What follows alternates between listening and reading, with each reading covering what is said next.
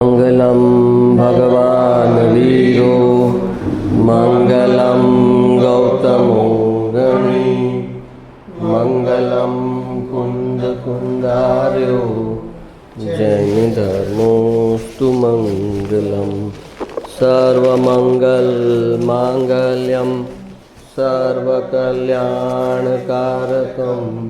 प्रधानम सर्वधर्माणां जैनं जयतु शासनं जैनं जयतु शासनम्।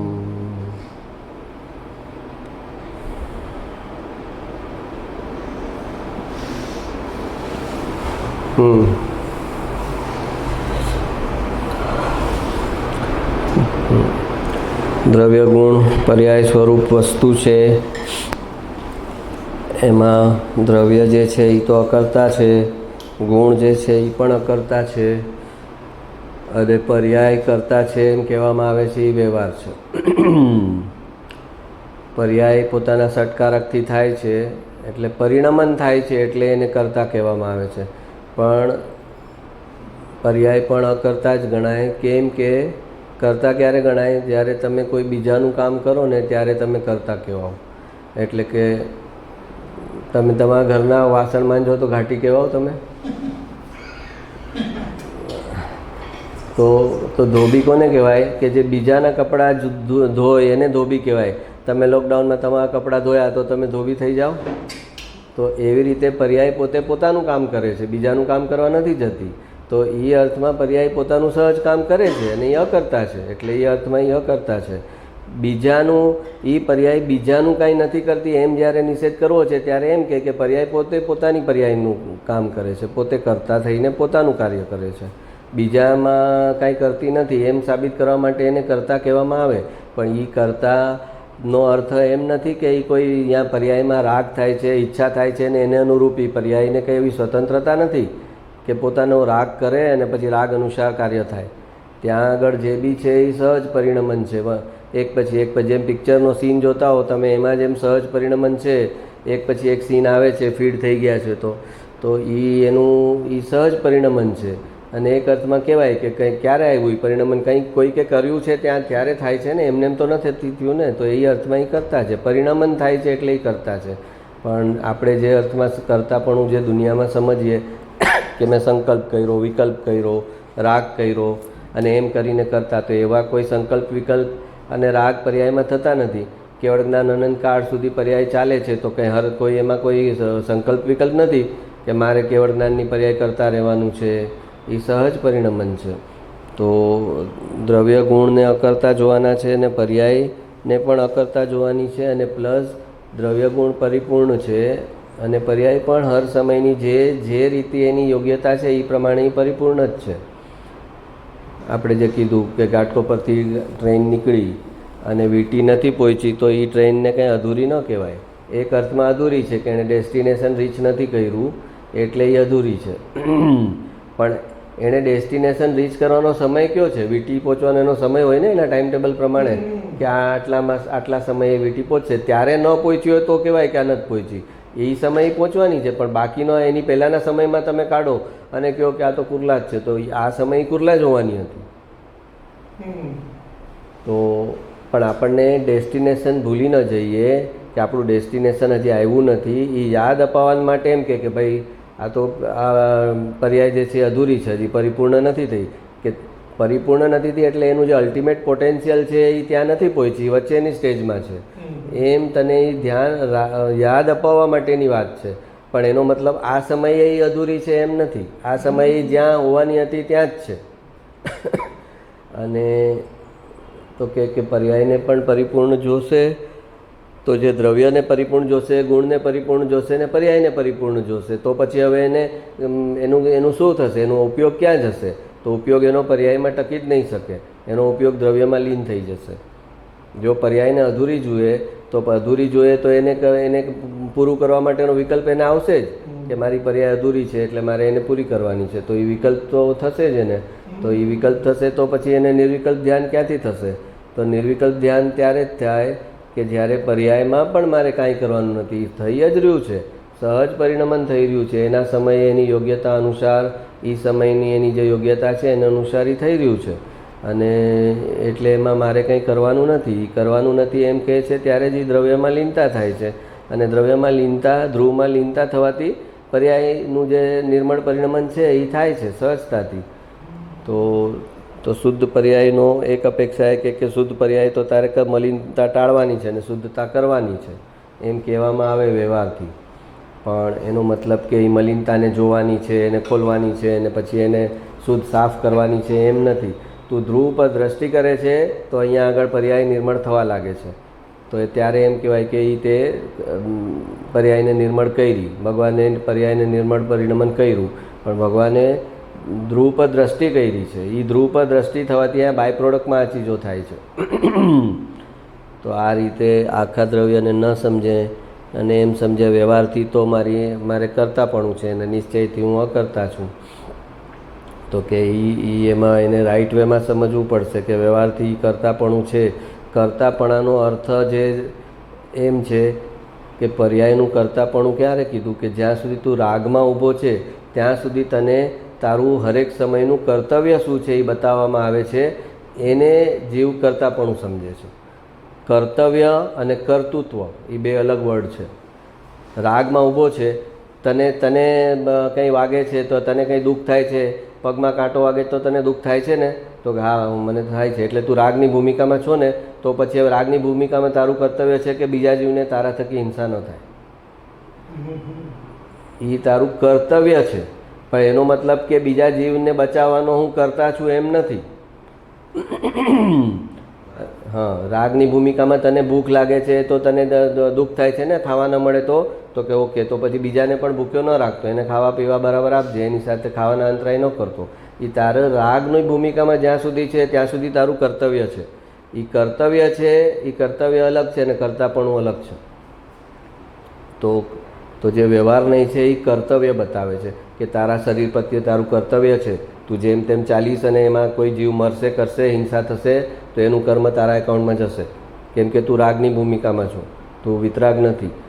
એવી રીતે શરીર પ્રત્યે તારું કર્તવ્ય છે, બહારનું જગત છે એના પ્રત્યે તારું કર્તવ્ય છે. એમ દરેક ચીજનું કર્તવ્ય બતાવે છે. તો વ્યવહારને કરતાપણું નથી સિદ્ધ કરતું, વ્યવહારને કર્તવ્ય બતાવે છે કે તું રાગની ભૂમિકામાં છો જ્યાં સુધી. તે હવે તું ઓલા ઓડિટોરિયમમાં બેઠો છે અને તારી ગાડીનો નંબર છે અને એવો એનાઉન્સ થાય તો કે મારી તો કોઈ ગાડી જ નથી, હું તો ધ્રુવ દ્રવ્ય છું. તો કે ના, ઓલો વ્યવહાર નહીં કે છે ના ના ના, આ તારા નામમાં રજીસ્ટર થઈ છે ને ગાડી, એટલે એ વ્યવહારથી તારી છે. એટલે તારી છે કે એનો અર્થ શું? તારી છે એટલે એનો મોહ કરવા માટે તારી નથી, પણ એનું કર્તવ્ય જે છે એનું એ જ કરવા માટે તારી છે. કે આ ગાડીથી કોઈનો એક્સિડન્ટ ન થવો જોઈએ, આ ગાડીથી કોઈ ક્રાઇમ થશે તો એ મારા પર આવશે. એ તારું કર્તવ્ય છે કે આ ગાડીનો મિસયુઝ ન થાય. તો વ્યવહાર નહીં જે છે એ કર્તવ્ય બતાવે છે. વ્યવહાર નહીં શરીર કે છે, વ્યવહાર નહીં કહે છે શરીર તારું છે, તો એનો મોહ પોષવા માટે નથી કહેતો હા શરીર તો મારું છે ને, વ્યવહાર નહીંથી તો હું મસ્ત મજાનો ખાઉં. તો કે ના, શરીર તારું છે એટલે કે એના પ્રત્યે તારું કર્તવ્ય છે. આ તારા કુટુંબીજનો, સગા સંબંધી જે છે એ તારા છે, એનો મતલબ એનો રાગ કરવા માટે તારા નથી, એના પ્રત્યેની ફરજ બતાવવા માટે એને તારા કીધા. કે તારો વ્યવહારથી દીકરો છે એટલે તારી એના પ્રત્યે ફરજ થઈ, તારો ધંધો છે એટલે તારી ફરજ થઈ, તારું કાર છે એટલે તારી ફરજ થઈ. ફરજ બતાવે છે વ્યવહાર નહીં. અને એ એમ સમજે છે કે વ્યવહાર નહીંથી તો ગાડી મારી છે, બંગલા મારા છે, સંતાન મારા છે, પત્ની મારી છે, તો એ ભોગ પોષવા માટે તારી નથી, એના પ્રત્યે તારું કર્તવ્ય છે એમ બતાવવા માટે. કેમ કે જે એ કર્તવ્યનું પાલન નહીં કરે એ આગળ ઉપર એ વ્યવહાર નહીંને ક્રોસ કરીને નિશ્ચય નહીંમાં સમ્યક દર્શનમાં ક્યાંથી જશે? વ્યવહાર નહીંને જ જે ફોલો નથી કરતો અને પોતાનું કર્તવ્ય, પોતાની જિમ્મેદારી નથી સમજતો, એને નિશ્ચય નહીંનું જે સમ્યક દર્શન છે એ નહીં થાય. એટલે વ્યવહાર નહીં બતાવ્યા કે પહેલાં તું તારી આ વ્યવહારથી ફરજ તો સમજ. તો એ વ્યવહારની ફરજ સમજવી અને એના પ્રત્યે રાગ કરી લેવો એ બે વસ્તુ અલગ છે. તો વ્યવહારને જે છે એ ફરજ બતાવે છે, તારું કર્તવ્ય બતાવે છે. અને નિશ્ચય નહીં છેલ્લે કહે છે કે જો તું વિતરાગ થતો હોય તો તારું કોઈ કર્તવ્ય નથી. જે વિતરાગ છે એને કોઈ કર્તવ્ય નથી. ભગવાન વિતરાગ છે અને એને દેખાય છે કે આ કાલે આ માણસ આનું મર્ડર કરવા જવાનો છે, તો એનું કોઈ કર્તવ્ય છે? કે ભાઈ પોલીસમાં ઇન્ફોર્મ કરો, આ મને આ સાજીશાની ખબર પડી છે કાલે આનું, અને આપણને ખબર પડી હોય તો આપણે સાંભળ્યું હોય અને આપણે ન કહીએ તો પોલીસમાં આપણને પકડે કે તમને પહેલેથી ખબર હતી કે આ ક્રાઇમ કરવા જવાનું, તો તમે કેમ ઇન્ફોર્મ ન કર્યું અમને, તો આપણને પકડશે. કેમ કે રાગની ભૂમિકામાં છે ને તું, તો રાગની ભૂમિકામાં તને રૂલ લાગુ પડશે. વિતરાગ છે એને રૂલ લાગુ નહીં પડે કે તમારી સામે આટલી સાજીશો, આ દુનિયાભરની સાજીશ ભગવાનની કેવળ જ્ઞાનમાં બધી દેખાય છે કે આ કોણ ક્યારે શું કરવાનું. તો એમનું કર્તવ્ય નથી થતું કે એ ચીજ કોઈને કહે અને એને રોકે, પણ જે રાગની ભૂમિકામાં છે એનું એ કર્તવ્ય બને છે કે આ ચીજ બીજાનું અહિત થઈ રહ્યું છે અને એને ખબર પડે છે તો એ એને રોકે. તો એમ એણે સમજવું પડશે નિશ્ચય વ્યવહારને રાઈટ વેમાં.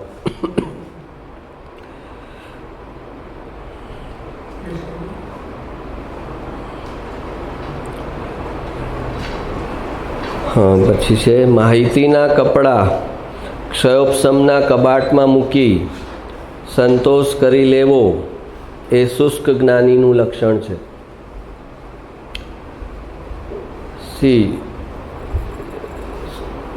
માહિતી ભેગી કરી, ઇન્ફોર્મેટિવ નોલેજ એટલે કે મોક્ષ માર્ગ સંબંધિત બધું જાણી લીધું, કર્મ સંબંધિત જાણી લીધું, રાગ નિશ્ચય ને વ્યવહારના એ બધી માહિતી જ લઈ લીધી, પણ માહિતી ભેગી કરવી અને એનું યથાર્થ જ્ઞાનનું પરિણમન થવું એ બે વસ્તુ અલગ છે. ડ્રાઇવિંગની બેઠા બેઠા તમે અહીંયા કાર કેમ ડ્રાઈવ કરવાની એની બધી માહિતી તમે બુકમાંથી મેળવી લો અને તમે બેસશો ત્યારે ખબર પડશે કે એ માહિતી એપ્લાય કેવી રીતે થાય છે, ત્યાં તમે નહીં કરી શકો. તો એ માહિતી જે ભેગી કરે છે એ ઉઘાડ જ્ઞાનથી ક્ષયોપશમથી છે, અને એ ક્ષયોપશમથી જે અને એને પાછો સંતોષ કરે છે. શુષ્ક જ્ઞાનીનું એ લક્ષણ છે કે મને તો બધી ખબર છે, મને સ્વિટ્ઝરલેન્ડની એક એક ઇન્ફોર્મેશન, એક એક ગલી, એક એક હોટલ, એક એક પાર્ક બધું ખબર છે, પણ ગયો નથી ક્યારે એને છતાં બધું ખબર છે. તો કે આવું થઈ શકે? તો કે થઈ શકે. ગયો નથી પણ બધી ઇન્ફોર્મેશન એની પાસે હોઈ શકે. જેમ કે દ્રવ્યલિંગી મુનિ આત્મામાં ગયા જ નથી અને છતાં ચારિત્ર પાડે છે ભાવલિંગી મુનિ જેવું. આત્મામાં દ્રવ્યલિંગી મુનિ ગયા જ નથી, મિથ્યાત્વને છોડ્યું જ નથી અને છતાં ચારિત્ર એક્ઝેક્ટ પાડે છે ભાવલિંગી મુનિ જેવું. તો કે કેવી રીતે થાય છે? તો કે થઈ શકે. એ ડુપ્લિકેટ નોટ નીકળે ને એમાં ડુપ્લિકેટ ચારિત્ર થઈ શકે. સંસારમાં દરેક ચીજનું ડુપ્લિકેટ થાય છે ને એમ મોક્ષના માર્ગમાં દરેક ચીજ ડુપ્લિકેટ થાય. તો ક્ષયોપશમ જ્ઞાન છે ને એ જ્ઞાનનું ડુપ્લિકેટ છે, એ ફેક જ્ઞાન છે. કેમ કે એનાથી કર્મ ખરતા નથી, એનાથી સમાધિ મરણ થતું નથી, એ આવતા જન્મમાં કેરી ફોરવર્ડ થતું નથી, કોઈ રીતે હિત નથી એનાથી, અને છતાં એ જ્ઞાનનો આભાસ ઉત્પન્ન કરે છે કે ઓ આમને તો કેટલી બધી ખબર છે, આમને તો કેટલું બધું ખબર છે. તો એ ખબર હોવું એ અલગ છે અને જ્ઞાનનું અંદર પરિણમન થવું. જ્ઞાનનું પરિણમન તારું ક્યારે થયું કહેવાય કે ન તું રાગ કરે ન તારા નિમિત્તે કોઈને રાગદ્વેષ થાય. ન તું રાગ કરે ન તું રાગદ્વેષ કરે ન તારા નિમિત્તે કોઈને રાગદ્વેષ થાય. આ તો કે મારી ઇન્ટેન્શન નથી કોઈને રાગદ્વેષ કરાવવાની, હું શું કરું એ કરે તો કે તારા નિમિત્તે તું રાગમાં ઊભો છે અને તું કહે છે કે મારા નિમિત્તે કોઈને બી રાગદ્વેષ થાય, હું શું કરું? તો એ રૂલ તને લાગુ પડશે. તને તું વિતરાગ નથી તો તારે તારા રાગની જાણકારી રાખવાની છે અને સામેવાળાના રાગની એ ક્યાં ઠેસ પહોંચે છે અને એ કેવું એવોઇડેબલ છે એ તારે એનો બી તારે ફરક કરીને એને અનુરૂપ તારે તારું બિહેવિયર કરવાનું. તું એમ ન કહી શકે કે મારું ઇન્ટેન્શન નથી ને એટલે મારું કર્મ ન બને. તો આપણે શ્વાસ લઈએ છીએ તો શ્વાસ લઈએ છીએ તો હવાના જીવો મરે છે, તો આપણી ઇન્ટેન્શન એને મારવાની થોડી છે. આપણે તો શ્વાસ લઈએ છીએ, ઓક્સિજન લઈએ છીએ. તો જો એવી રીતે જો રૂલ હોત કે ઇન્ટેન્શન ન હોય તો કર્મ ન બને, ઇન્ટેન્શન ન હોય. કોઈ કે 1 કલાક હું સાવાર નીચે ના આવ્યો, મારે કંઈ પાણીના જીવો મરે એવી ઇન્ટેન્શન નથી, મને તો યાદ નથી કે આ પાણીમાં જીવ છે. તો કંઈ યાદ નથી ને તને, એ તારો દોષ થઈ ગયો કે આમાં જીવ છે. એ જ્ઞાનને તું ભૂલી ગયો, એ તારું કર્મ બની ગયું. તો જ્ઞાન છે ને તને, તો જ્ઞાન કહે છે કે આ પાણીમાં જીવ છે, તો જીવ છે તો એને હવે એની સાથે મારે કેવો વ્યવહાર કરવાનો? બિંદાસ નાવાનું અને એ મરતા હોય તો મરવાનો એમ કરવાનો કે મારે એમાં ત્યાં સંયમ આવશે? તો કે રાગની ભૂમિકામાં તને સંયમ આવશે, તું વિતરાગ નથી એટલે. તો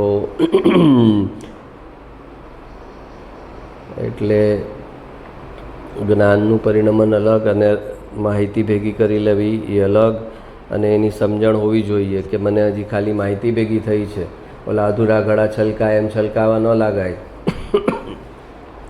અને એ ફરક ન સમજે, માહિતી જ્ઞાનનો અને યથાર્થ જ્ઞાનનો ફરક ન સમજે એટલે એ નિશ્ચયાભાસી થઈ જાય.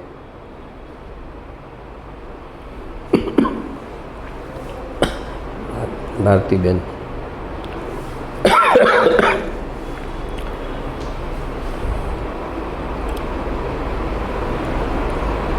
જ્ઞાની ઉદયથી ઓળખાતા નથી કેમ કે જ્ઞાની ઉદયમાં એબસન્ટ અને જ્ઞાનમાં પ્રેઝન્ટ હોય છે. ઉદયથી ઔદાયિક ભાવથી તો કોઈ બીજા સામાન્ય જીવને બી ન ઓળખી શકાય. ઔદાયિક ભાવથી તો જ્ઞાનીને કેવી રીતે ઔદાયિક ભાવથી ઓળખી શકાય? એક દીકરી એક ઓલી કન્યા હોય અને એના લગ્ન હોય અને એની વિદાયનો સમય હોય ત્યારે એ ધ્રુસકે રડતી હોય. તો એ એના ચારિત્ર ગુણનું પરિણમન છે, જેમાં એ અસ્થિરતાવશ ધ્રુસકે રડી રહી છે. તો કોઈ કે ઘરે આટલી રડે છે તો પછી સાસરે જાય છે જ શું કામ? પિયરમાં જ વહી જાય ને પાછી, આટલી રડે જ તો કંઈ રડે છે ને, રડે છે એ ઔદાયિક ભાવ છે. હા, અને એ ઉદયમાં એબસન્ટ છે. એના શ્રદ્ધામાં પડેલું છે કે સાસરામાં સુખ છે. એની શ્રદ્ધામાં પડેલું છે કે સુખ સાસરામાં છે. આ સુખ મારા વરની ગાડીમાં હમણાં બેસું એમાં છે. તો કે આ રડે છે ને, તો કંઈ રડે છે એ સાચું છે, એ પણ ખોટું નથી રડતી. એ રડે છે એ સાચું છે. અને એના શ્રદ્ધામાં છે કે હું સાસરે જઈને સુખી થઈશ, એ પણ સાચું છે. તો કે આવો વિરોધાભાસ એક સાથે, તો કે એક સાથે. તો એવી રીતે જ્ઞાની જે છે એ પ્રશસ્ત્રાગ કરે છે, ત્યારે પ્રશસ્ત્રાગ કરે પણ છે અને મારે વિતરાગ થવામાં મારું હિત છે એમ પણ એની શ્રદ્ધામાં છે. એ જ સમયે છે. જો લૌકિકમાં આ ચીજ થઈ શકતી હોય કે ઓલી દીકરી રડે છે, એના પેરેન્ટ્સને એને એમ થાય તો અને છતાં જાય છે, તો કોની ગાડી તરફ જશે વિદાય વખતે? હા, એના વરની ગાડીમાં જ બેસશે ને. હા, તો કે રડે છે ને તો એમ તો શું કામ છોડે જ પેરેન્ટને? તો કે રડે છે એ સાચું છે. એ ખોટું રડે છે, ગ્લિસરીનના આંસુ લગાવીને રડે છે, તો કે ના, એ ગ્લિસરીનના આંસુ નથી, એ રડે છે પણ સાચું. અને એની શ્રદ્ધામાં એમ પણ છે કે આ ઘર છોડીને ઓલા ઘરે જઈશ તો એમાં હું સુખી છું, આખી જિંદગીનું મારું સુખ ત્યાં છે, એમાં મારી સેફટી છે, સુખ છે. એ પણ એની શ્રદ્ધામાં છે, એ જ સમયે છે. તો આ એવી જ રીતે જ્ઞાની છે કે ઉદયના બધા રોલ કરે છે અને જાણે છે કે આ ઉદયના રોલમાં મારું સુખ નથી. મારું સુખ જે છે એ મારા આત્મામાં છે, મારું સુખ નિવૃત્તિમાં છે. કોઈ પ્રવૃત્તિમાં સુખ નથી, નિવૃત્તિમાં સુખ છે. એ નિવૃત્તિમાં સુખ છે એ અભિપ્રાયમાં પડેલું છે અને છતાં પ્રવૃત્તિ જે ઉદયાધીન છે એ કરે છે. ઉદયાધીન પ્રવૃત્તિ કરે છે પણ એમાં એકત્વ નથી, એનું કર્તૃત્વ નથી, એનું મમત્વ નથી, એને ભોગવતા પણ નથી. ભોગવે છે પોતાના જ્ઞાન આનંદ સ્વભાવને અને ઉદયમાં જે રોલ છે એ રોલ કરે છે. તો જ્ઞાની ઉદયથી ઓળખાતા નથી કેમ કે જ્ઞાની ઉદયમાં એબસન્ટ ને જ્ઞાનમાં પ્રેઝન્ટ હોય છે. તો ઉદય જે છે એ ભેદ જ્ઞાન છે. ઉદયનું કામ છે ઉદયને જાણવાનું ને જાણીને એની સાથે ભેદ જ્ઞાન કરવાનું. કેમ કે ઉદયમાં પર્યાય આવે છે, દ્રવ્ય ઉદયમાં નથી આવતું. દ્રવ્ય કાયમ છે, દ્રવ્યનો ઉદય પણ નથી ને અસ્ત પણ નથી. પર્યાયનો ઉદય છે અને અસ્ત છે. તો એની સાથે ભેદ જ્ઞાન છે કે કોઈ રાગની પર્યાય હોય કે નિર્મળ પર્યાય હોય, એ મારી વસ્તુ નથી.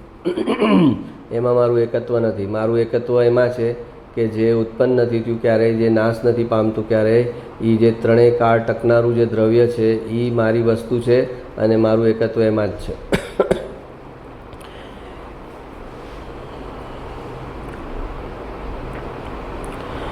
વર્તમાનમાં નવા કર્મો ન બંધાયા એને સંવર કહેવાય અને પૂર્વના કર્મો ખરી ગયા એને નિર્જરા કહેવાય.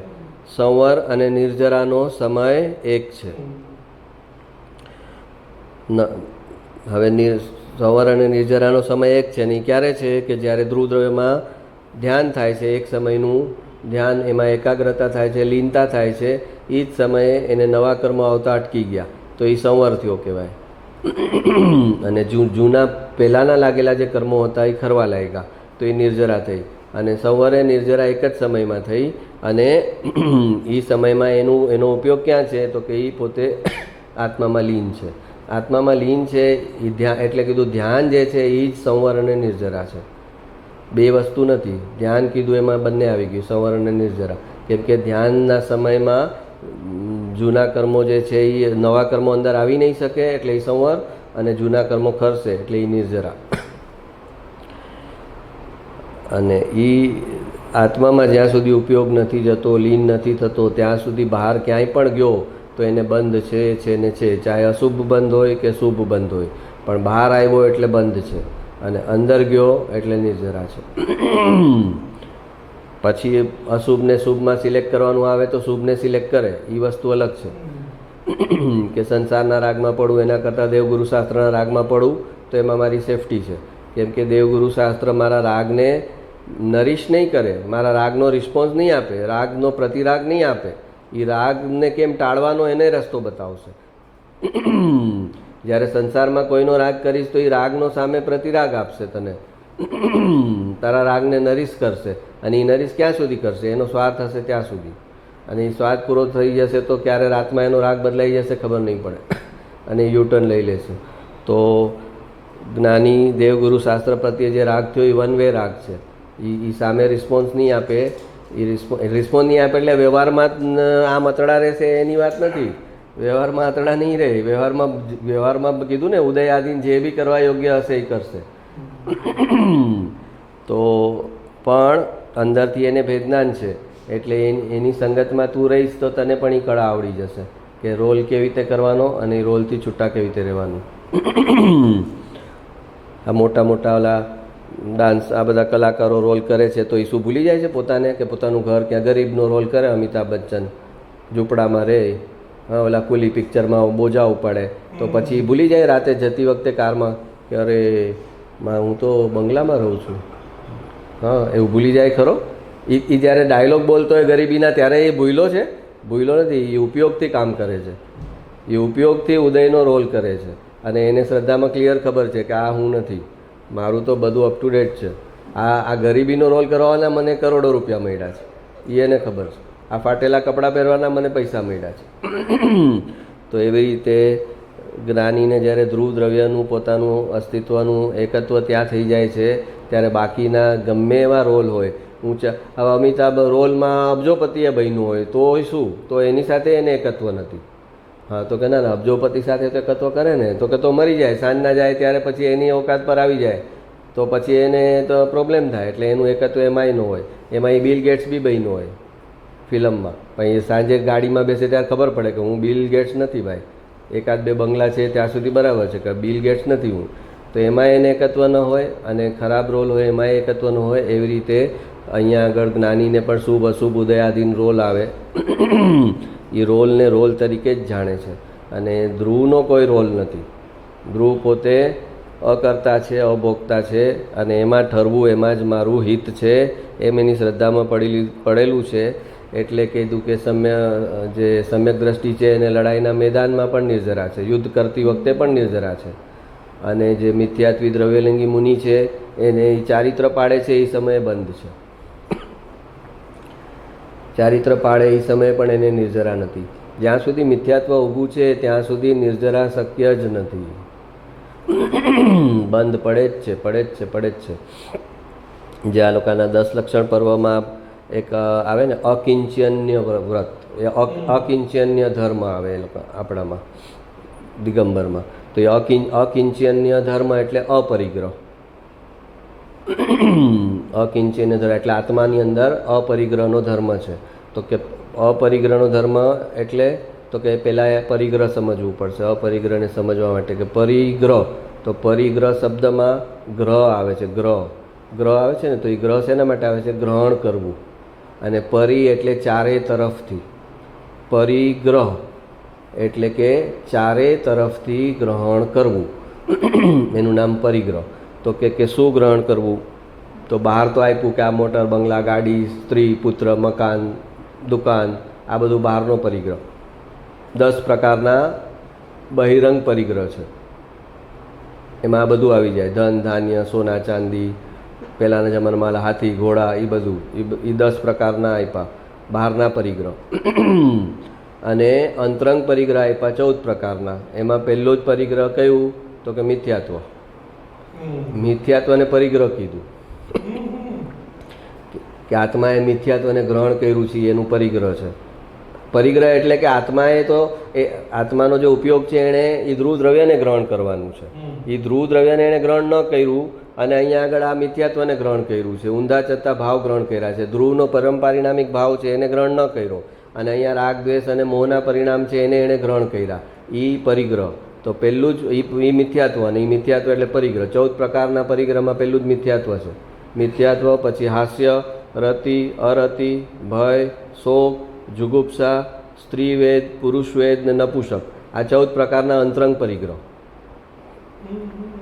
એટલે કે એકત્વ, મમત્વ, કર્તૃત્વ, ભોક્તૃત્વના જે પરિણામ અંદર થાય એ પરિગ્રહ છે. અને એ જેના લક્ષ્ય થાય એ બહિરંગ પરિગ્રહ છે. અંદર જે ભાવ ઉત્પન્ન થાય મોહનો એ અંતરંગ પરિગ્રહ છે. અને એ જેના લક્ષ્ય ઉત્પન્ન થાય છે કે આ સ્ત્રીના લક્ષ્ય મોહ ઉત્પન્ન થયો એટલે એને કીધું કે આ બહિરંગ પરિગ્રહ છે. પણ બહિરંગ પરિગ્રહ નથી. સ્ત્રી હોય ચક્રવર્તીને 96,000 રાણી છે અને છતાં એનો એ પરિગ્રહમાં નથી ગણાતું. તો પરિગ્રહ કોને કીધું? તો કે બાહ્ય પરિગ્રહ તો છે પણ એની સાથે એણે જોડાણ નથી કર્યું મિથ્યાત્વનું. એણે આસક્તિના ભાવનું જોડાણ નથી કર્યું. આ મારી વસ્તુ છે, એમાં એકત્વ, મમત્વ, કર્તૃત્વ, ભોક્તૃત્વ એ ચારેય પ્રકારનું એણે એની સાથે જોડાણ નથી કર્યું. તો બહારનો પરિગ્રહ કાંઈ ન કરી શકે. એ 96,000 રાણી પણ એના મોક્ષને અટકાવી નથી શકતી, કેમ કે એને અંતરંગ પરિગ્રહ નથી. તો પહેલાં મિથ્યાત્વ જ્યારે છોડે છે ત્યારે એને બહારનો ઉદયમાં શું છે એનું મહત્ત્વ નથી રહેતું. નહીંતર તો ચક્રવર્તીને મોટામાં મોટો પાપી કહેવા પડે. 96,000 રાણી, 6 ખંડનું રાજ્ય, 1 કરોડનું પાયદળ અને એના દીકરા દીકરીની કાંઈ સીમા નહીં. એ ગુરુદેવ કહેતા ભરત ચક્રવર્તીએ કેટલી દીકરી પરણાવી હતી ખબર છે? કેટલા કર્યાવર કર્યા હતા? 28,000 જમાઈને કર્યાવર કર્યા હતા. 28,000 દીકરી એના બાકાયદા લગ્ન કર્યા અને એનો કર્યાવર કર્યો દીકરીઓનો. અને તો બધું જો એમ ગણવામાં આવે, બહારના સંયોગથી જો પરિગ્રહ કરવામાં આવે તો ભરત ચક્રવર્તી વધારે કોઈ પરિગ્રહી મોટો છે નહીં, અને સામે કોઈ ઝૂંપડામાં રહેતો હોય તો કહો આ તો બિચારો કેટલો અપરિગ્રહી છે. તો કે ભાઈ ભરત ચક્રવર્તીએ જે મમત્વથી એના 6 ખંડના રાજ્યને નહીં પકડ્યું હોય ને એનાથી અનંત ગણા મમત્વથી એણે એના ઝૂંપડાને પકડ્યું હશે અંદરથી, કે આ મારું ઝૂંપડું છે ભાઈ. અને ભરત ચક્રવર્તીને અંદર નથી કે આ મારું રાજ્ય છે, કે આ 96,000 પત્ની મારી છે, કે આ 1 કરોડ પાયદળ મારું છે. એ મારાપણાનો ભાવ એને નથી તો બહારનો પરિગ્રહ કાંઈ નથી કરી શકતો. અને નહીંતર ઓલો ઝૂંપડું હોવા છતાં એ મોક્ષે નહીં જાય, અને ઓલો આટલું કરીને પણ એ મોક્ષે વયો જશે. તો પરિગ્રહ એટલે નિર્જરા, સંવર બધાનો મતલબ આ છે કે બહારના સંયોગ છે એટલે એને બંધ વધારે પડશે કર્મનો એમ નથી. એને અંદર મિથ્યાત્વનું કે અસ્થિરતાના રાગનું જોડાણ કેટલું છે, આસક્તિના ભાવનું જોડાણ કેટલું છે, એના પરથી એને નવા કર્મનું બંધ પડશે અથવા તો નહીં પડે. તો પરિગ્રહનો મતલબ સમજાણો. પહેલાં બહારના પરિગ્રહ છે. બહારનો પરિગ્રહને કહેવા શું કામ આવ્યો? કે એના લક્ષ્ય અંતરંગ પરિગ્રહ ઉત્પન્ન થાય છે, એના લક્ષ્ય વિકાર ઉત્પન્ન થાય છે, એના લક્ષ્ય અંદર રાગ ઉત્પન્ન થાય છે, એના લક્ષ્ય મોહ ઉત્પન્ન થાય છે. એટલે એને કીધું કે એ પરિગ્રહ એ નિમિત્ત બને છે. અંદર મોહ ઉત્પન્ન કરવામાં એ બહારની સામગ્રી નિમિત્ત બને છે, એટલે એને બહિરંગ પરિગ્રહમાં ગણવામાં આવી. પણ જો અંતરંગ પરિગ્રહ જેને નથી એને બહિરંગ પરિગ્રહ કેટલોય હોય એને કાંઈ જ એને નુકસાની નથી થતી, એનું કાંઈ જ અહિત નથી થતું. તો મિથ્યાત્વ એ પરિગ્રહ છે. પહેલાં તો આપણને એમ થાય પરિગ્રહ, હવે તો મેં પરિગ્રહ ઘણો ઘટાડ્યો. ઘણા એમ કહે ને હવે તો મેં ખાવાનામાં આટલું લિમિટ કરી નાખ્યું છે, કપડામાં આટલી લિમિટ છે, નાવામાં પાણીના ડોલની લિમિટ કરી છે. હા, અમે તો પરિગ્રહ ઘણો ઘટાડી દીધો છે. હવે પરિગ્રહ ઘણો ઘટાડી દીધો છે, એમાં જે વજન આવે છે ને એ એણે કેટલો પરિગ્રહ વધારી દીધો. મેં પરિગ્રહ ઘટાડી દીધો છે બહારથી, એટલે સંયોગોને કંટ્રોલ કર્યા છે. તો સંયોગોને કંટ્રોલ કર્યા છે પણ અંદર મિથ્યાત્વ થોડી કંટ્રોલ આવી જશે એનાથી. સંયોગ કંટ્રોલમાં આવી જશે. મુનિ દ્રવ્યલિંગી મુનિઓ હોય જે મિથ્યાત્વ છોડ્યા વગર દીક્ષા લે, જંગલમાં જાય અને આમ રાજમહેલમાં હોય, સંસાર અવસ્થામાં એનો મહેલ હોય રાજા, તો કે એને યાદ કરતા હોય અમે આટલો મોટો મહેલ હતો ખબર છે છોડી દીધો. એની સ્ટોરી કરતા હોય બીજાને, અમે આટલું છોડી દીધું છે ખબર છે, અમે કંઈ ગરીબ નહોતા, અમારા આટલા વૈભવ હતા, આટલા સુખ હતા, આટલું છોડી દીધું. તો તને યાદ આવે છે ને એટલે જ તે છોડ્યું નથી. છૂટી જાય, જે એક છોડે અને એક છૂટી જાય. છૂટી જાય તો યાદ ન આવે, અને છોડે એને યાદ આવ્યા વગર રહે નહીં. છોડે એને યાદ આવ્યા વગર રહે નહીં, અને છૂટી જાય તો એને યાદ ના આવે. હા, યાદ આવે, એમ રિકોલ કરી શકે કે પહેલાં આમ હતું આમાં, પણ એમાં એને યાદ આવ્યું ન કહેવાય. કેમ કે એમાં એનો કોઈ ઇમોશનલ કન્ટેન્ટ ન હોય, એમાં એનો કોઈ કસાઈ ન હોય. અરે કે આમ હતું એમાં કોઈ કન્ટેન્ટ, કોઈ as a matter of fact એને પૂછે કે તમારી પાસ્ટની સ્ટોરી કહો તો શું હતી, તો કે પાસ્ટમાં આમ હતું, મેલ હતો, આટલા વૈભવ હતા. એ પાસ્ટની બધી સ્ટોરી, એની મેમરી થોડી વહી ગઈ છે, યાદદાસ્ત થોડી વહી ગઈ છે. તો યાદદાસ્ત સાથે શું છે, યાદદાસ્તની અંદર એને કસાઈ ભળેલો નથી કે આ મેં છોડી દીધું છે, એમાં એનો રસ નથી બચ્યો, કે સુખ બુદ્ધિ એમાં નથી બચી, તો પછી યાદ કરે તો એની કોઈ વેલ્યુ નથી. પણ ઓલાને તો ઓલો ભૂલી જાય તો એની કિંમત નથી, કેમ કે અંદર સુખ બુદ્ધિ તો પડેલી છે, અને સુખ બુદ્ધિ પડેલી છે તો યાદ આવ્યા વગર રહેશે નહીં, અને મેં છોડી દીધું છે એનો ગર્વ કર્યા વગર પણ રહેશે નહીં. છોડી દીધું છે અને ગર્વ કરવો જ પડશે, કેમ કે છોડી દીધું છે એની સામે એને કંઈ સુખ મળ્યું નથી. છોડી દીધું છે ને સુખ ઉત્પન્ન થયું નથી, તો હવે સુખ ઉત્પન્ન નથી થયું તો હવે શું કરવાનું, તો કે હવે એનો ગર્વ લેવાનો. એનો ગર્વ લેશે તો એને કંઈક થશે કે કંઈક તો મળ્યું, મેં ત્યાગ કર્યો તો મને સામે માન તો મળ્યું. પણ ત્યાગ કર્યો હોય તે સાચા અર્થમાં, અને તને અંદરથી આનંદ આવ્યો હોય, તે આજે ખાવાનું ન ખાધું તને અંદરથી આનંદ આવ્યો હોય, તો તારે પછી ઉપવાસનું એકનોલેજમેન્ટ બીજા પાસેથી શું કામ લેવું પડે કે મેં આજે નથી ખાધું આખો દિવસ, અને એ આનંદ નહીં આવે તો તારે બીજા પાસેથી સર્ટિફિકેટ લેવું જ પડશે કે શું વાત છે, તમે ઉપવાસ કરી નાખો અને અંદર આનંદ આવતો છે. તો તમે કહેતો ખાવાનું તો મને અડચણરૂપ લાગતું હતું કે આ મારો એટલો મસ્ત મૂડ છે કે મારે ખાવું પડશે, તો મારો ઉપયોગ બીજી જગ્યાએ જશે, તો મારો જે આનંદ છે એ વયો જશે. ઉપયોગ મારો આનંદમાં હતો, ખાવાનાની ગોલીમાં જઈશ તો મને ડિસ્ટર્બન્સ થશે, તો પછી ડિસ્ટર્બન્સવાળી વસ્તુ તમે એનો ગર્વ કેવી રીતે કરો કે જે તમને ડિસ્ટર્બન્સ હતું. જે કીધું કે મુનિ જંગલમાં જાય છે તો મુનિને જંગલમાં અનુકૂળતા લાગે છે એટલે જાય છે, મહેલમાં પ્રતિકૂળતા લાગે છે કે મને જે સાધના કરવી છે, મને જે ભાવમાં ટકવું છે એ ભાવમાં હું અહીંયા નહીં ટકી શકું, મને અહીં અનુકૂળ નહીં પડે મહેલની અંદર, અને અહીંયા આગળ મને અનુકૂળ પડશે. તો જંગલમાં એને અનુકૂળતા દેખાય છે, તો કે ઓલા વાઘ ને સિંહ ને આવા બધા ઉપસર્ગ ને બધું, તો કે હા એ બધા વચ્ચે પણ એને અનુકૂળતા દેખાય છે કે મારી જે સાધના કરવી છે અહીંયા થશે, ત્યાં નહીં થાય. મેલ એને ઓબ્સ્ટ્રક્શન લાગતું હતું, અંતરાય લાગતો હતો, અંતરાય કર્મનો ઉદય લાગતો હતો કે આ મેલ છે મારો. હા, તો હવે આપણે અંતરાય કર્મનો ઉદય લાગે મેલ, અને એ છોડી દે, તો એણે તો અંતરાય કર્મના ઉદય ગણીને મેલને છોડેલો, ત્યારે એને પછી એનો ગર્વ નથી. તો પહેલાં અંદરથી બધું છૂટે, પછી બહારનું એની મેળે છૂટી જાય, છોડવું ન પડે. બધાની વચ્ચે રહી અને એકાંત ભેગું કરે અને પછી જંગલમાં વયા જાય, ત્યારે પછી એને એમ ન લાગે કે બધું છૂટી ગયું મારું. અંદર બધાની ભીડની વચ્ચે રહીને જ એણે એકાંત ભેગું કર્યું છે, સાથે રહીને જ જુદા રહેવાની કલા એને આવડે છે. એ ભેગું કરે છે અંદર એકાંત. પછી એકાંત અંદર છે, હવે એને ખબર છે કે હવે બહાર જઈશ તો હવે એકાંતમાં એકચ્યુઅલ એકાંતમાં હોઈ જઈશ તો બી મને ફરક જ નથી, મને અંદરથી જ પોતે બધું કટ કરી લીધું છે, કોઈની સાથેનું જોડાણ નથી એને.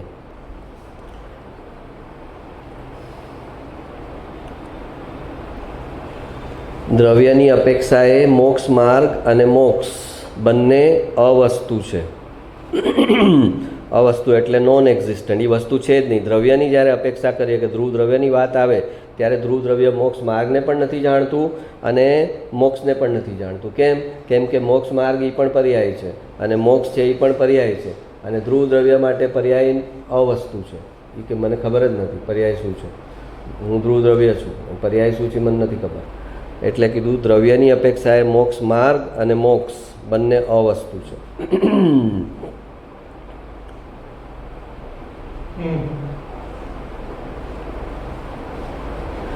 નિજ આત્મામાં એકાગ્રતા એ નિશ્ચય ભક્તિ છે. જેણે નિશ્ચય પ્રગટ કર્યો તેના શુભ રાગને વ્યવહાર ભક્તિ કહેવામાં આવે છે. નિજ આત્મામાં એકાગ્રતા, પોતાના આત્માનું અનુસંધાન કર્યું અને એમાં એકાગ્રતા કરવાની ચાલુ કરી તો એ નિશ્ચય ભક્તિ છે. અને પછી એ નિશ્ચયમાં ન ટકી શકાય અને ત્યારે પછી એને જે શુભ રાગ થાય, દેવગુરુ શાસ્ત્ર પ્રત્યેનો જે રાગ થાય એ એની વ્યવહાર ભક્તિ છે. પણ એટલે કે પહેલાં તો શ્રદ્ધામાં એણે સ્થાપના કરી છે કે વિતરાગતા જે છે એ જ મારે હાસિલ કરવાની છે ને એ જ સાચી વસ્તુ છે, એમ અંદરથી નિશ્ચય કરી રહેલો છે કે વિતરાગતા જે છે એ મારું ધ્યેય છે. અને પછી વિતરાગતા નથી રહેતી ત્યારે શુભ રાગમાં રહે છે તો એ ચારિત્રનો દોષ રૂપે છે, એ ત્યાં ચારિત્રના દોષને જુએ છે. શ્રદ્ધામાં વિતરાગતા સ્વીકારી છે અને ચારિત્રમાં પ્રશસ્ત રાગ છે, પણ પ્રશસ્ત રાગને ગુણ નથી જોતા. જે આત્મામાં જવાનો વાળો છે એ પ્રશસ્ત રાગને દોષ ગણે છે કે મારે અસ્થિરતાવશ આ થઈ જાય છે, અસ્થિરતાવશ, કારણ કે મારે સંસારનો રાગ કરવો નથી, અશુભ રાગમાં જવું નથી અને હજી હું પૂર્ણ વિતરાગ છું નહીં, તો પછી મારી પાસે કોઈ ઓપ્શન નથી, તો મને પ્રશસ્ત રાગ આવી જાય છે. તો એ આવી જાય છે એને એ ગુણ નથી જોતા, એને એ સમયની એ ભૂમિકાની એ પર્યાયની યોગ્યતા છે, બસ એમ એને જાણે છે કે મારી પર્યાયની આ સમયની અત્યારે આ યોગ્યતા છે. જેમ સંસારનો રાગ છૂટી ગયો એ પણ મારી યોગ્યતા છે ને, સંસારનો રાગ અનાદિકાળનો હતો મને અને એ છૂટી ગયો, એ મને કાંઈ અસર નથી કરતો, બરાબર? તો એ પણ એ સમયની યોગ્યતા છે. એની સામે હજી આ રાગ છે, હજી દેવગુરુ શાસ્ત્ર પ્રત્યેનો રાગ મારો છે હજી, તો એ પણ આ સમયની પર્યાયની યોગ્યતા છે અને હું પર્યાયથી જુદો છું, એમ એને ત્યાં ભેદજ્ઞાન વર્તે છે પ્રશસ્ત રાગ સાથે પણ. એટલે ત્યારે એવો જે પ્રશસ્ત રાગ છે જેમાં ભેદજ્ઞાન છે એને વ્યવહારથી ભક્તિ કીધી, પણ જે પ્રશસ્ત રાગમાં ભેદજ્ઞાન જ ન હોય તો એને ભક્તિ ગણવામાં પણ નથી આવતું, તો પછી મિથ્યાત્વ થઈ ગયું. પ્રશસ્ત રાગ પ્લસ ભેદજ્ઞાન હોય તો પછી વ્યવહાર ભક્તિ છે, અને પ્રશસ્ત રાગમાં જો ભેદજ્ઞાન ન હોય તો પછી મિથ્યાત્વ થઈ ગયું.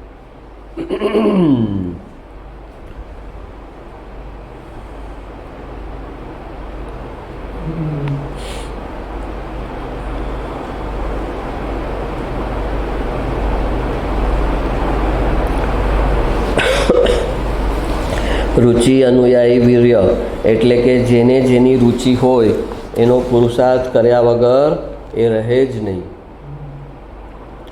પુરુષાર્થ ન થતો એટલો સમજવાનું કે હજી મને જોઈએ એવી રુચિ નથી થઈ, ભવ બ્રહ્માંડ ટાળવાની મને રુચિ નથી થઈ, સંસારના દુઃખથી છૂટવાની મને રુચિ નથી થઈ, પણ સંસારમાં દુઃખ છે એ જ દેખાણું નથી હજી મને. તો જે તરફ રુચિ હોય, રુચિ અનુયાયી એટલે કે રુચિ જે છે એ વીર્ય જે છે એ રુચિને ફોલો કરશે. રુચિ જે તરફ જશે એ તરફ વીર્ય એટલે પુરુષાર્થ એ તરફ જશે. કે આપણી રુચિ કેમ છે, સંસારના સુખમાં રુચિ છે અને સંસારના ભોગને સામગ્રી શેનાથી આવશે તો કે પૈસાથી, તો પછી ઓટોમેટિક વીર્ય ગુણ જે છે, પુરુષાર્થ જે છે એ પૈસા તરફ જશે ઓટોમેટિક. કે પૈસામાં સુખ છે, પૈસાથી સુખ ખરીદી શકાય છે, પૈસાથી મારી સેફટી છે, તો પછી પુરુષાર્થ કરવા માટે પછી કાંઈ કરવું ન પડે, એમાં રુચિ થઈ એટલે ઓટોમેટિક પુરુષાર્થ થવા જ લાગે. એને દિવસ રાત એના વિચાર ચાલુ થઈ જ જાય કે કેવી રીતે પૈસો આવશે, કેવી રીતે ધંધો વધારવું, કેવી રીતે પાર્ટી ડેવલપ કરવું, એ બધું એને અનાયાસ ચાલુ જ હોય અંદર પુરુષાર્થ. એકવાર રુચિ થઈ ગઈ કે અહીંયાથી પૈસા આવશે મને અને એમાં મારું હિત છે, તો પછી અલગથી કાંઈ ન કરવું પડે. અને જેને જેની રુચિ હોય એનો પુરુષાર્થ કર્યા વગર એ રહે જ નહીં. તો હવે આ મોક્ષ માર્ગમાં પુરુષાર્થ ન થતો હોય તો સમજવાનું કે મને જોઈએ એવી રુચિ જ નથી થઈ, એટલે કે મારી સંસારની રુચિ જોઈએ એવી ઓછી જ નથી થઈ. સંસારની રુચિથી મારું અહિત છે, અસત્સંગ કરવાથી મારું અહિત છે, અસત્સંગી મિત્રો સાથે હળવા ભળવાથી મારું અહિત છે, અસત્સંગી સગા સંબંધીઓમાં મારું અહિત છે, એ પોતાને દેખાણું જ નથી કે મારો સમય જે છે એ વેસ્ટ જઈ રહ્યો છે. હર સમય આત્મા અનંત અનંત કર્મો જેવો એ બહિર્મુખ થાય છે એટલે એક સમયની અંદર અનંત કર્મો આત્મા સાથે બંધાય છે, એક સમયની અંદર. તો એ એને દેખાય કે એક સમયની અંદર અનંત કર્મો છે અને એ અનંત કર્મો ભોગવને ખપાવવા માટે અનંત જન્મો લાગશે. તો પછી પોતાના ઉપયોગને જ્યાં ત્યાં ભટકવાનો દે, એને વાળતો જાય, પોતા તરફ લાવતો જાય ઉપયોગને. કે બહાર જેને કીધું ને કૃપાળુદેવે પગ મૂકતા પાપ છે, જોતા ઝેર છે. હા, તો પગ મૂકતા પાપ કેમ કીધું? તો કે તું ઘરની બહાર પગ મૂક્યો એટલે તારું પાપ ચાલુ થઈ ગયું. તો અહીંયા પગ મૂકતા આત્માની બહાર તું આવ્યો એટલે પાપ ચાલુ થઈ ગયું. તો પછી મુનિઓને થાય છે કે આત્માની બહાર જ નથી આવવું, આત્માની બહાર આવશું એટલે પાપ ચાલુ થઈ જશે. મુનિને તો પાપ ચાલુ ન થાય, પુણ્ય ચાલુ થઈ જાય. મુનિ આત્માની બહાર આવ્યા, સાતમા ગુણસ્થાનમાં આત્મામાં હતા અને બહાર આવ્યા તો થાય કે ઉપદેશ આપવું, શાસ્ત્ર લખવું, શાસ્ત્ર રચના કરવું, ધર્મોપદેશ આપવું, એને પુણ્યનું કામ થઈ જાય. ને કાં બહાર આવ્યા તો ખોરાક લેવાની સંજ્ઞા થઈ, ભૂખ લાગી અને લેવું પડ્યું તો એ પાપ થઈ ગયું ચાલુ. તો એટલે એમને બહાર જ નથી આવવું. ઋષભદેવ ભગવાનને 6 મહિના તો પોતે આહાર ઉપવાસ કરેલા હતા અને પછી જ્યારે ઓરવા ગયા ત્યારે બીજા 6 મહિના સુધી આહાર ન મળ્યો.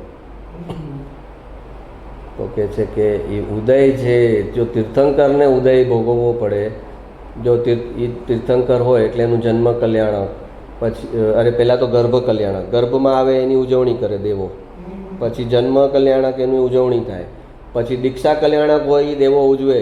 હા, એ જે દેવો આટલી સેવામાં હતા એ આ 6 મહિના સુધી ઋષભદેવ ભગવાનને આહાર ન મળ્યો તો ક્યાં ગયા હતા એ દેવો? એને વિધિ અનુસાર આહાર નહોતો મળતો, કેમ કે એ ત્રીજા આરાનાયનમાં ફર્સ્ટ મુનિ થયા, એની પહેલાં કોઈ મુનિ જ નહોતા. તો મુનિને કેવી રીતનો આહાર આપવો જોઈએ, કેવી રીતે એને નવનિધિ એની છે એને એ ભક્તિપૂર્વક આહાર આપવાનો હોય, તો એ કોઈને ખબર જ નહોતી. અને આ તો એને તો રાજા ગણતા હતા કે આ તો રાજા છે, એને દીક્ષા લઈ લીધી હતી તો એ બધી જ્યાં જ્યાં જતા તો આ તો રાજા છે, તો જાય તો એને એની કન્યાઓ આપે. રાજાઓને તો કહે ને કે અમારી કન્યાઓને પત્ની તરીકે લઈ જાઓ, એ ઓફર કરે તો એ બેમને પાછા આવ્યા જાય, બોલે નહીં કાંઈ. તો ઉદય જે છે તો આ દેવો હતા એ ક્યાં ગયા કે ભાઈ એને ન કરી દીધું એટલી અરેન્જમેન્ટ, આટલું બધું કરતા હતા તો એમના જન્મ પહેલાં આટલી કરોડો સોના મોરની વર્ષા થાય.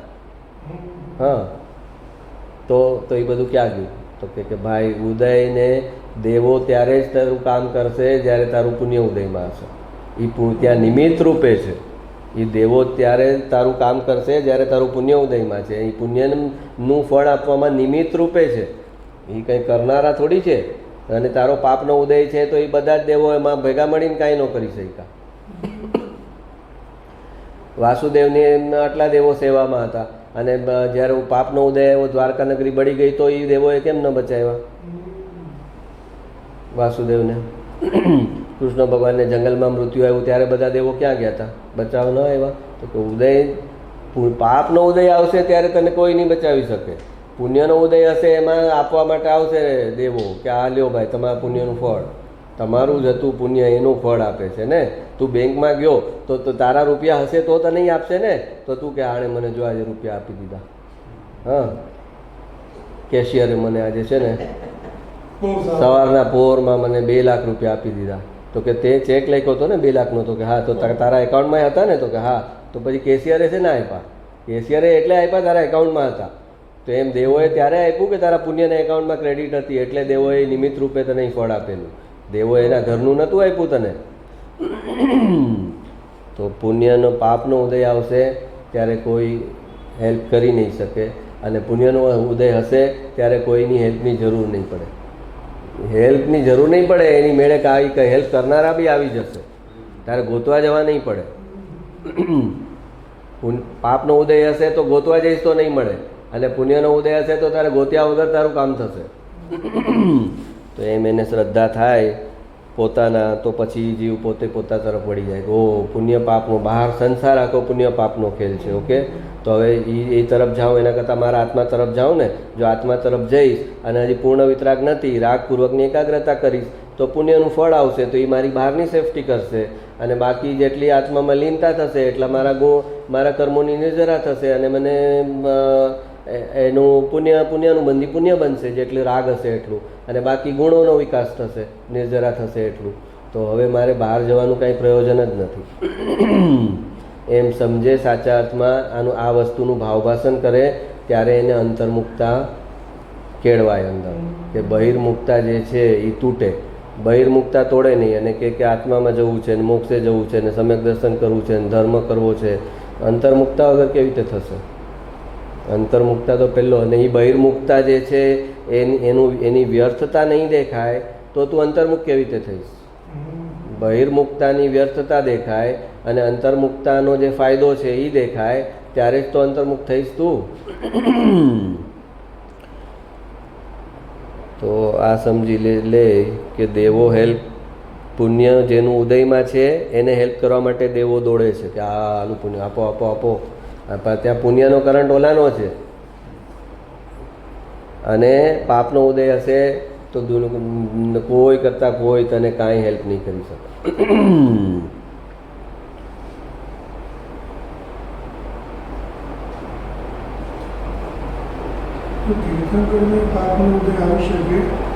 આવ્યો ને ઋષભદેવ ભગવાનને આગલા ભાવનું કર્મ હતું ને, બળદનું આગલા ભાવમાં હતા.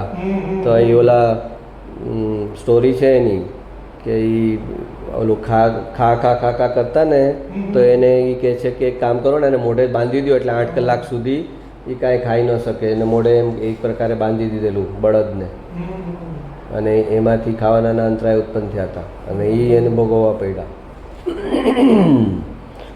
કે 8 કલાક બળદ જે છે જ્યાં ત્યાં મોઢું નાખે છે તો એનું મોઢા ઉપર આમ બાંધી દો કપડું, 8 કલાક સુધી ખોલવાનું જ નહીં.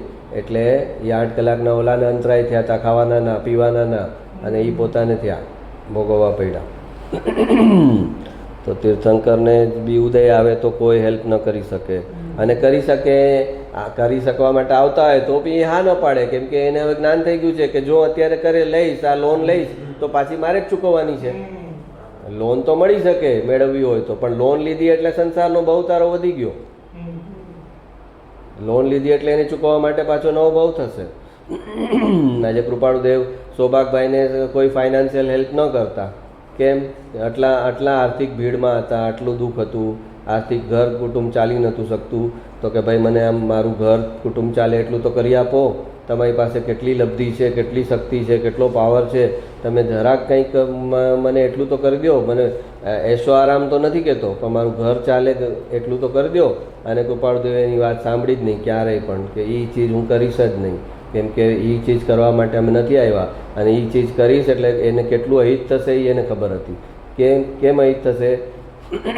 જ્ઞાની પાસેથી આર્થિક લાભ લીધો એટલે એની ભવ સ્થિતિ વધી જાય. જ્ઞાની પાસેથી સાંસારિક લાભ લીધો કે આર્થિક લાભ લીધો, હા, એ માગણી કરી એટલે એની ભવ સ્થિતિ વધી જાય. ગાઢ દર્શન મૌન્ય કર્મ બને અને એની ભવ સ્થિતિ વધી જાય. તો કે અમે તમારી ભવ સ્થિતિ ઓછી થાય એની છીએ કે વધે એની છીએ? આ તો નાનું બાળક છે, રડે છે ને કે ઝેરની શીશી માગે છે, તો કે એને આપી દઉં? એ રડે છે એટલે અરે તમે તો સમજો, એ નથી સમજતો તો એમ કે હા તમે તો સમજો, તમે શું કામ જીદ કરો છો? એને ઝેર ન આપવાની તમે જીદ શું કામ કરો? તમે તમારી જીદ છોડી દો. હા, તમે અજ્ઞાની જે જુએ એ કેવી રીતે જુએ? તમે તો તમારી જીદ છોડી દો, એ તો અજ્ઞાની છે, એ જીદ કરે. હા, તો પણ એ જીદ ઝેરની કરે છે, ઝેરની શીશી. તો કે હા પણ તમે તો છોડી દો. હા, તો કે ન છોડે જ્ઞાની. કૃપાળુએ લખ્યું કે નાનું બાળકના હાથમાં ઝેરની શીશી હોય તો એને રડાવીને પણ લઈ લેવી. એ રડે છે એ નહીં જોવું. તો સૌભાગભાઈ આટલું રડતા હતા કે મને મદદ કરો, મારાથી આ સહન નથી થતું, ઘર ખર્ચો મારો મહિનાનો નથી નીકળતો, આટલું તો કરી દો કે મારું 2 ટાઈમનું રોટલા મારા ઘરને મળી શકે, એટલું તો કરી દો. એ ન જ કર્યું કે નહીં કરું. જો એ તમે ભોગવશો એમાં જ તમારું હિત છે, અને જો હું કરીશ તો એ બોયલા નથી, એનો અર્થ એમ છે કે એ કરીશ તો ભવ સ્થિતિ વધી જશે. પણ એ ન કરવા છતાં સૌભાગભાઈની શ્રદ્ધા નહોતી ગઈ એનામાંથી કે ભાઈ આ જે કરતા હશે એમ કે નહીં કરતા હોય મારા હિત માટે કરતા હશે, નહીં કરતા હોય તો એ મારા હિત માટે કરતા હશે. એ શ્રદ્ધા એને હતી એનામાં જ્ઞાનીમાં કે આ નથી કરતા તો એમાંય મારું હિત હશે એટલે નથી કરતા. મારે અસ્થિરતા વસ્તુ હું બોલી દઉં છું, ચિલ્લાવું છું, એ નથી કરતા તો એમાંય કંઈ રહસ્ય હશે. તો ત્યારે ઈડર લઈ જઈને સમ્યક દર્શન કરાવી દીધું કે એને જો અનન્ય શ્રદ્ધા ન હોત, સૌભાગભાઈને જો કૃપાળુદેવમાં અનન્ય શ્રદ્ધા ન હોય તો એ કાર્ય ન થઈ શકે. જ્ઞાની કૃપા કરવા માગે પણ સામેવાળાની શ્રદ્ધા અનન્ય હોય તો જ એ પેરિંગ થાય. જ્ઞાનીનો કૃપા કરવું છે એ રાગ છે, રાગની ભૂમિકા છે. રાગની ભૂમિકામાં જ કૃપા કરવાની વાત આવે. તીર્થંકર કોઈ પર કૃપા ન કરે, એ વિતરાગ છે. તો રાગની ભૂમિકા છે એટલે કૃપા કરવી છે. ચલો ફાઇન, તો કૃપા કોને કરી શકશે? તો કે જેને એના પ્રત્યે અનન્ય શ્રદ્ધા હશે એના પ્રત્યે કૃપા કરી શકશે. અનન્ય શ્રદ્ધા નહીં હોય એને, અન્ય ક્યાંય ન હોય એવી શ્રદ્ધા. હા, અનન્ય શ્રદ્ધા. કૃપાળદેવે કીધું જ્ઞાની પર શ્રદ્ધા કરજે, અનન્ય શ્રદ્ધા કરજે. અને અન્ય ક્યાંય ન હોય. કેમ કે જો તું ડબલ શ્રદ્ધા કરીશ તો પછી અન્ય મતમાં દ્રષ્ટાંત આવે કે કૃષ્ણ ભગવાનને રૂકમણી જે છે એ ઝૂલો ઝૂલતા હતા અને કૃષ્ણ ભગવાન અચાનક ભાગે છે, થોડે દૂર જાય છે અને પછી પાછા આવીને બેસી જાય છે. તો રૂકમણી કહે છે કે ભગવાન તમે હમણાં આટલા એકદમ ચિંતામાં ભાગ્યા અને પછી પાછા આવીને હસતા હસતા બેસી ગયા, તો શું થયું? તો કે મારો એક ભક્ત મુસીબતમાં હતો અને શ્રી કૃષ્ણ મારા જાપ કરતો હતો, એટલે મેં તેને થયું કે મારી ફરજ છે કે આને હું બચાવું, એટલે હું ભાગ્યો એને બચાવવા માટે. તો હજી હું થોડે આગળ ગયો ને ત્યાં એની શ્રદ્ધા મારામાંથી હલી ગઈ અને શ્રી રામ કરવા લાગ્યો. તો મેં કીધું કે હવે રામ જોઈ લેશે, હવે રામનું નામ લે છે તો રામ જોઈ લેશે, એટલે હું પાછો આવી ગયો. તો કે ભાઈ આ જ રીતે છે રાગની ભૂમિકામાં જે છે કાર્ય તો જ થશે કે તું પૂરેપૂરું એના પ્રત્યે તારો શ્રદ્ધા હશે, રાગ હશે કે આમાં મારું હિત છે, આ મારું કરશે. તું બીજા બધાને જો કરવા જઈશ તો પછી તારું કાર્ય નહીં થાય. અને સંસારમાં તમારા ફેમિલી ડૉક્ટરને ખબર પડે ને કે તમે સાઈડમાં પછી બીજા ડૉક્ટરની દવા લ્યો છો તો એને તમારે દવા કરવામાં ઇન્ટરેસ્ટ ન આવે કે આ તો જાય છે, આ તો લે છે બીજાની દવા. તો એ તમારામાં તન મન ધન એનો જે આ ટોટલ એનો એફોર્ટ આવવો જોઈએ ને તમારા પ્રત્યે એ નહીં આવે કે આ તો બીજા કંઈક નહીં લે છે. તો આપણા ફેમિલી ડૉક્ટર આપણને કહે કે ભાઈ હવે મારાથી નથી થતું, તમે કોઈ મોટા ડૉક્ટરને બતાવો ને, તોય આપણે એમ ન છોડીએ. આપણને એનામાં એવી શ્રદ્ધા હોય ના અમે અમારા ડૉક્ટર રસિકભાઈ હતા ને તો એ અમને જવાબ આપી દે પછી અમે એને છોડીએ નહીં કે ના તમે કંઈ બદલાવીને આપો, અમારે બીજે ક્યાંય નથી જવું, અમારે બીજે ક્યાંય અમે તમે જ દવા આપો. ત્યારે પછી પાછી એક દવા બદલાવે અને પાછી આપે કે જો આ ટ્રાય કરજો બીજું. તો એ બે દિવસે કામ થઈ જાય. એ જ્યારે થાકી ગયા હતા અને મોટા ડૉક્ટર આગળ મોકલતા હતા ત્યારે આપણે એનામાં શ્રદ્ધા મૂકી કે ના તમે આપશો ને એ જ મને કામ કરશે. ત્યારે એ જે આપે એ કામ કરશે. કેમ કે એને શ્રદ્ધા ચીજ છે ને ભાઈ. શ્રદ્ધા કોઈ વાઇબ્રેશન છે બધા. તારી શ્રદ્ધા એનામાં છે એટલે તને તારો આત્મા આખું આ શ્રદ્ધા ગુણ શું કામ પેલો ચોખ્ખો કરાવે છે? હું ધ્રુવ દ્રવ્ય છું એમ શ્રદ્ધામાં શું કામ નખાવે છે? કે જો એ વયું ગયું શ્રદ્ધામાં તો એનો ભવભ્રમણનો અંત આવશે. કે ધ્રુવ દ્રવ્ય છે એને ભવભ્રમણની ગતિની કોઈ ઇફેક્ટ નથી, એને ભવભ્રમણ લાગુ નથી પડતું. તો હું ધ્રુવ દ્રવ્ય તે કહી દીધું, શ્રદ્ધામાં જો સ્વીકારી લીધું તો તારા ભવભ્રમણનો અંત થઈ જશે. તો એટલે પહેલાં શ્રદ્ધામાં હું શરીર છું, હું આ રાગ છું, હું આ પુણ્ય પાપના ભાવ છું, એ બધાથી હટાવે છે. શું કામ? કે એ શ્રદ્ધામાં પડ્યું છે ત્યાં સુધી તો તારું ભવભ્રમણ અટકી જ ન શકે. તારી શ્રદ્ધામાં જો આવી જાય કે હું ધ્રુવ દ્રવ્ય છું તો તારું ભવભ્રમણ થઈ ન શકે. હું ધ્રુવ દ્રવ્ય છું એમ તારી શ્રદ્ધામાં પરિણમન થઈ ગયું તો તારું ભવભ્રમણ થઈ ન શકે લાંબુ. અને તારી શ્રદ્ધામાં આ બધું બહારનું છે, શરીર છું, રાગ છું, પુણ્ય પાપના ભાવ છું, તો તારું ભવભ્રમણ અટકી ન શકે. તો આખી વાત છે એના પર આવી, શ્રદ્ધા ઉપર આવી ને. પહેલું જ આધ્યાત્મમાં પહેલી શ્રદ્ધા ચોખ્ખી શું કામ કરાવે છે? તો એ જ નિયમ બધે લાગુ પડે છે કે તે શ્રદ્ધા પૂરી મૂકી એનામાં તો તારું કાર્ય થશે. અને તું શ્રદ્ધામાં હાલક ડોલક શ્રદ્ધાને એટલે શ્રદ્ધાને કીધી કે એ પતિવ્રતા સ્ત્રી છે. શ્રદ્ધા ગુણ આત્માનો કોને સ્વીકારે છે? કે ધ્રુવ દ્રવ્યને સ્વીકારે છે. એ શ્રદ્ધા ગુણ પર્યાયને પણ નથી સ્વીકારતી, નિર્મળ પર્યાયને પણ શ્રદ્ધા ગુણ નથી સ્વીકારતો. કેમ કીધું? કે શ્રદ્ધા ગુણ છે એ પતિવ્રતા સ્ત્રીની જેમ પતિવ્રતા સ્ત્રી છે એ પોતાના પતિને જ જુએ છે, એમ જે શ્રદ્ધા ગુણ છે એ દ્રવ્ય સિવાય બીજા કોઈને પણ જોતું નથી. એ એનામાં ગુણ છે. બીજા કોઈને હું જાણતી નથી. એક ધ્રુવ દ્રવ્ય છે અને એ હું છું, બસ આટલું જ મને ખબર છે. તો કે આ નિર્મળ પર્યાય? તો કે નિર્મળ પર્યાયને હું નથી જાણતી, હું ધ્રુવ દ્રવ્યને જ જાણું છું. મલિન પર્યાય? તો કે હું એને નથી જાણતી. ચાર ગતિ એને નથી જાણતી, હું ધ્રુવ દ્રવ્યને જાણું છું. એને કીધું કે શ્રદ્ધા ગુણ છે એ પતિવ્રતા સ્ત્રી સમાન છે. એક પર મૂકી એમ શ્રદ્ધામાં પણ બે ન હોય, શ્રદ્ધામાં એક જ હોય તો કાર્ય થાય. સર્વજ્ઞએ કહેલી વાત છોડી શકે પણ પોતાની માન્યતા ન છોડે એનું જ નામ કદાગ્રહ. આપણે દુરાગ્રહ, કદાગ્રહ, મતાગ્રહ. તો એમાં કદાગ્રહ એટલે શું? કે ભગવાનને કહેલી વાતને છોડી શકે પણ પોતાની માન્યતા ન છોડે. ના મને તો આમ લાગે છે. જેમ નારાયણભાઈએ કીધું કે હવે એક મુનિ જરા વસ્ત્ર પહેરે કરે રાખે તો શું ફરક પડે છે? ભગવાન સિમંદર સ્વામી ત્યાં કહે છે કે મુનિ નગ્ન દિગંબર જ હોય. અને નારાયણભાઈ આ ગુરુદેવના જે મિત્ર હતા ગયા બહુના તો કહે છે કે વસ્ત્ર રાખે મુનિ, એમાં એટલો બધો શું ફરક પડી જાય? એટલો બધો શું મોટો દોષ થોડી છે એક વસ્ત્ર રાખ્યું હોય તો? તો આ સર્વજ્ઞ વાત કરે છે અને એની સામે પણ પોતાની માન્યતા નથી છોડતો. એનું નામ કદાગ્ર. એ ભવ બ્રહ્મણ અનંત ભવ એની ત્રસ પર્યાય પૂરી કરીને એ નિગોદમાં જવાનો છે, એ નિશ્ચિત થઈ જાય. ભગવાનના મતથી અગેન્સ્ટમાં જઈ શકવાની તાકાત છે એનામાં, એટલે એ ક્યારે કરી શકે? એટલે એ કે સર્વજ્ઞની એક સર્વજ્ઞની વિરાધના, એક કેવડીની વિરાધના એટલે અનંત કેવડીની વિરાધના, એક જ્ઞાનીની વિરાધના એટલે અનંત જ્ઞાનીની વિરાધના એમાં આવી ગઈ. તો પછી આટલી અનંત વિરાધના થશે, એ જશે ક્યાં? એને કોણ સંઘર્ષે? એને નરક નથી સંઘરતી. તત્વની વિરાધના કરનારને નરક નથી સંઘરતી. એના માટે નિગોદ જ છે.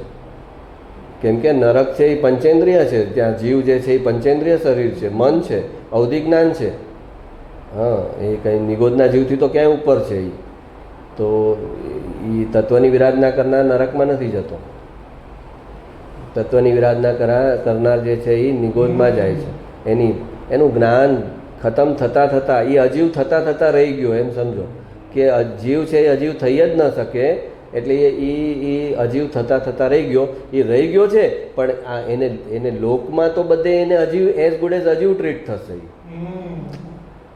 લોકમાં તો એઝ ગુડ એઝ અજીવ ટ્રીટ થશે. પાણીની અંદર જીવ છે તો એને કોઈ ટ્રીટ થોડી કરવાનું છે. પાણી મસ્ત સાવર નીચે ઓલો 1 કલાક નાશે તો એ થોડી જોવાનો છે કે આમાં જીવ છે. જો એને આમ મૂવિંગ કંઈ જીવ જેવું દેખાતું હોત તો એ વિચારત કે આમાં જીવ છે યાર. આપણે આટલું એ નાનું જીવડું હલતું દેખાશે તો આપણે એલર્ટ થઈ જશું ને કે આ ન કરાય, આને મરાય પણ નહીં. પણ પાણીમાં આપણે છપછપિયા કરવામાં કંઈ નથી લાગતું. કેમ કે આપણને દેખાતું જ નથી. તો એ અજીવ જેવો જ એ લોકોને અજીવ જ ભાસવા લાગે એવી પર્યાયમાં આવી ગયો. બટેટાની અંદર જીવ છે પણ કોને દેખાય છે? એને તળે છે, બાફે છે, તો દેખાય છે ક્યાં એને? તો એને ટ્રીટમેન્ટ બધી અજીવ જેવી થઈ ગઈ. કેમ કે કેવળ જ્ઞાન એની વિરાધના, સર્વજ્ઞ એની વિરાધના, એટલે એક્ઝેક્ટલી અપોઝિટ થઈ ગયું. જ્ઞાન કેવળ જ્ઞાનની વિરાધના, સર્વજ્ઞની વિરાધના, એમાં એટલા બધા જ્ઞાનાવર્ણ્ય કર્મ લાગે કે હવે એની 5 ઇન્દ્રિયમાંથી 1 ઇન્દ્રિય બચે અને એ નિગોદમાં જાય.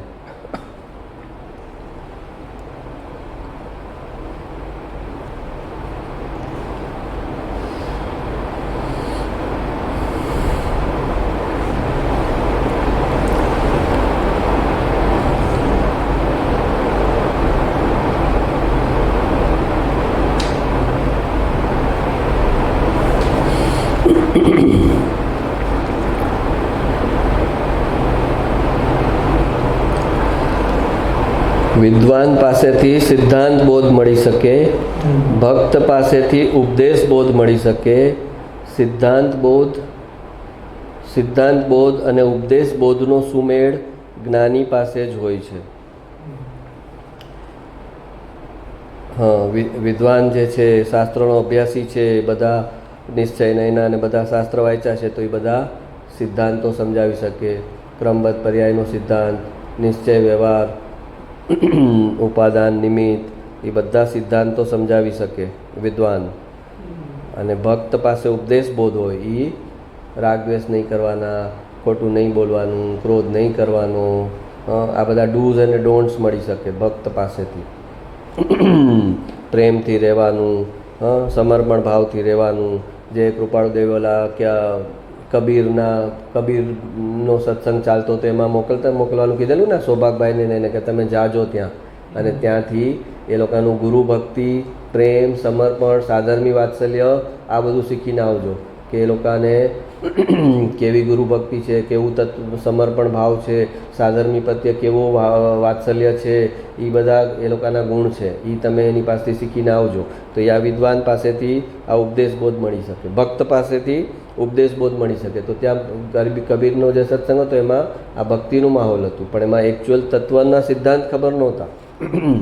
તત્વનું જે જ્ઞાન જે છે, દ્રવ્ય ગુણ પર્યાય સ્વરૂપ વસ્તુ છે, એટલે કીધું કે એ તમે ત્યાંથી ભક્તિને પ્રેમ શીખજો, અને પણ એ જે સિદ્ધાંત બોધ છે એ મારી પાસેથી આવીને લેજો. આત્માનું સ્વરૂપ કેવું છે એ ત્યાંથી નહીં સમજતા, આત્માનું સ્વરૂપ મારી પાસેથી સમજજો. પણ પ્રેમ, ભક્તિ, સમર્પણ એ લોકો પાસે બહુ સારા છે.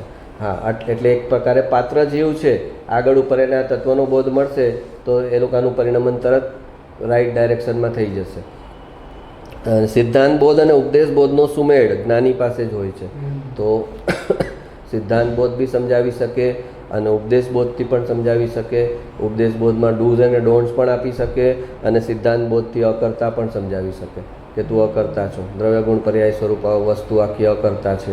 અકર્તાપણું પણ સમજાવી શકે અને તારે શું કરવાનું છે ને શું નથી કરવાનું એ પણ સમજાવી શકે. તો એવો સુમેળ હોય છે એ જ્ઞાની પાસે હોય છે.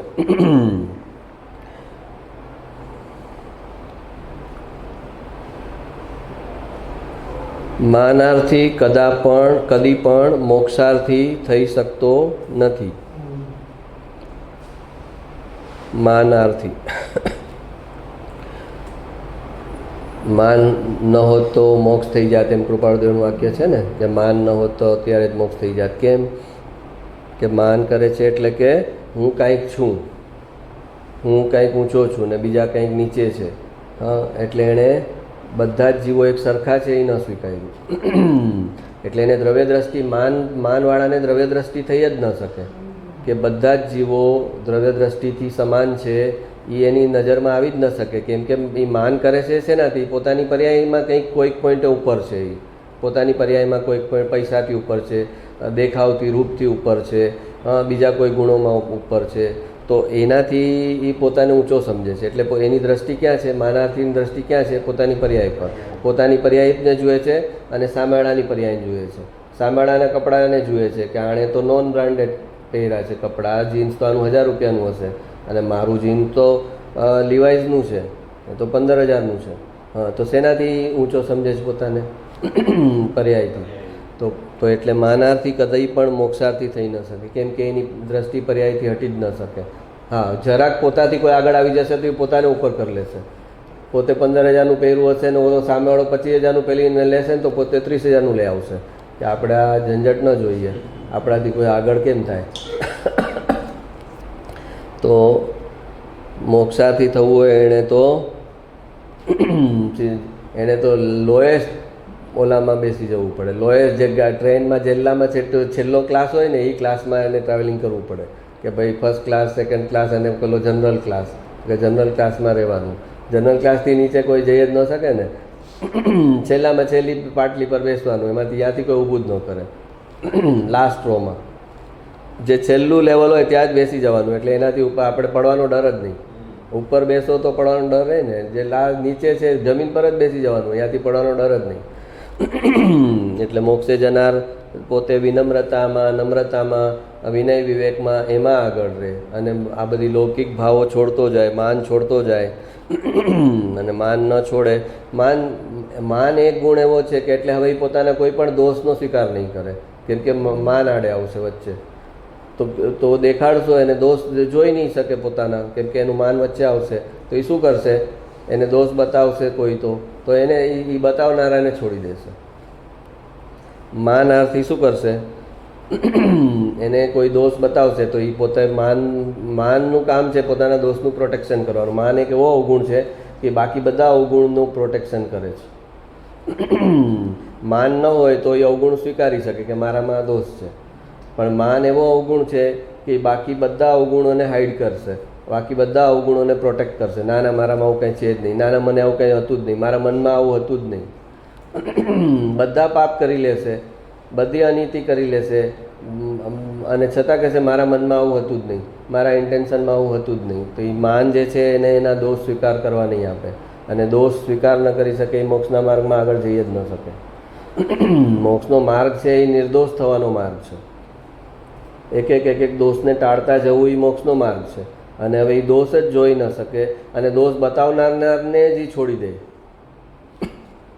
ડેન્ટિસ્ટ પાસે ગયો અને એણે કીધું તમારા 2 દાંત તો એકદમ પાછળના 2 દાંત તો એકદમ સડી ગયા છે. એ દિવસથી એને ડેન્ટિસ્ટ પાસે જ જવાનું છોડી દીધું કે આ ડેન્ટિસ્ટ જ ન જોઈએ, મારા સડેલા દાંત બતાવે છે, મારા દાંતમાં દોષ જુએ છે. હા, તો તારા દાંતમાં દોષ નહીં જોઈએ તો સીધા દાંત હાથમાં આવશે તારા. હા, તો દાંતમાં દોષ જોઈએ છે તને સાજો કરવા માટે, તારા દાંતની ટ્રીટમેન્ટ કરવા માટે એ દાંતમાં દોષ જોઈએ છે ને. એમ ગુરુ શિષ્યમાં દોષ જુએ છે તો એ દ્વેષ બુદ્ધિથી નથી જોતા, એને એ દોષમાંથી બહાર કાઢીને ગુણમાં લાવવા માટે જુએ છે. તો એ સમયે એ ક્રોધ કરે કે લાફો મારે એ પણ એને પુણ્યમાં જાય છે. શાસ્ત્રમાં વચન છે કે એવા કેટલાય શિષ્યો છે અને એવા કેટલાય ગુરુ છે કે ગુરુએ એને લાફો મારેલો, ગાળો આપેલી, અને ગુરુ પણ મોક્ષમાં છે અને શિષ્ય પણ મોક્ષમાં છે. ગુરુનો એ મોક્ષ અટકો નથી કે શિષ્યને ગાળો આપી હતી, પણ ગાળો આપી હતી એનો ચારિત્રનો દોષ હતો. એનાથી સહન નહોતો થતું તારા અવગુણ, તારા અવગુણ એનાથી સહન નહોતા થતા, તો અસ્થિરતાવસ્થ એનાથી ચીસો પડાઈ જતી હતી. એ ચીસો ન પાડવી જોઈએ એ એને ખબર છે કે જો આ ચીસો બંધ નહીં થાય તો મને કેવળ જ્ઞાન નહીં થાય, કેમ કે એ ચારિત્રનો દોષ છે ઊભો એટલે. પણ એનાથી એનો મિથ્યાત્વનો દોષ નથી, એ રાગની ભૂમિકામાં છે, એને ગુણોનો એટલો રાગ છે. તો આ અવગુણ કોઈ કરી કેમ શકે એમ એને છે. આવો અવગુણ કેવી રીતે કરી શકે કોઈ? તો એમાંથી જે થાય એ દ્વેષમાંથી જે કર્મ થયું, અને જે પ્રેમમાંથી કે એને સુધારવા માટે આશય શું છે, કર્મના પરમાણુ આશય જોશે કે એને નીચો પાડવા માટેની વાત હતી કે એને ઉપર લઈ જવા માટેની વાત હતી.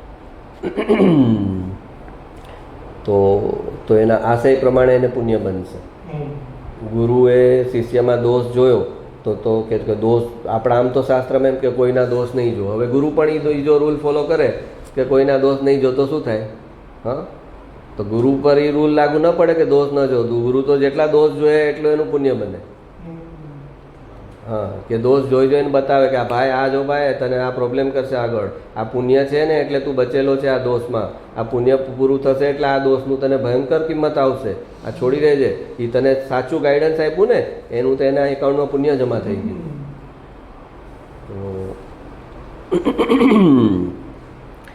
ઓલી નાના છોકરાને પૂછે કે તારી મમ્મી તને પ્રેમ કરે? તો કે હા. તો કે કેડબરી આપે ત્યારે? તો કે હા. તો કે લાફો મારે ત્યારે? તો કે ના, ત્યારે પ્રેમ નથી કરતી મને. હા, તો કે લાફો ક્યારે માર્યો હતો? કે તો મને તાવ હતો ને હું ફ્રીજ ખોલીને આઈસ્ક્રીમ ખાવા ગયો હતો ને ત્યારે મને એને લાફો માર્યો હતો. હા, તો હવે એ ત્યારે એ પ્રેમ હતો એને મમ્મીને કે નહોતો? તો કે લાફો મારે તો પ્રેમ ન હોય. હા, એને મોટું મન રાખી અને એ આઈસ્ક્રીમ ખાવા આપે તો કહેવાય કે મમ્મી પ્રેમ કરે છે. ઓલાને તાવ છે ને આઈસ્ક્રીમ ખાવું છે, હા, નહીં ખાવા આપે તો પ્રેમ કર્યો કહેવાય કે ન ખાવા આપે તો પ્રેમ સાચો કહેવાય?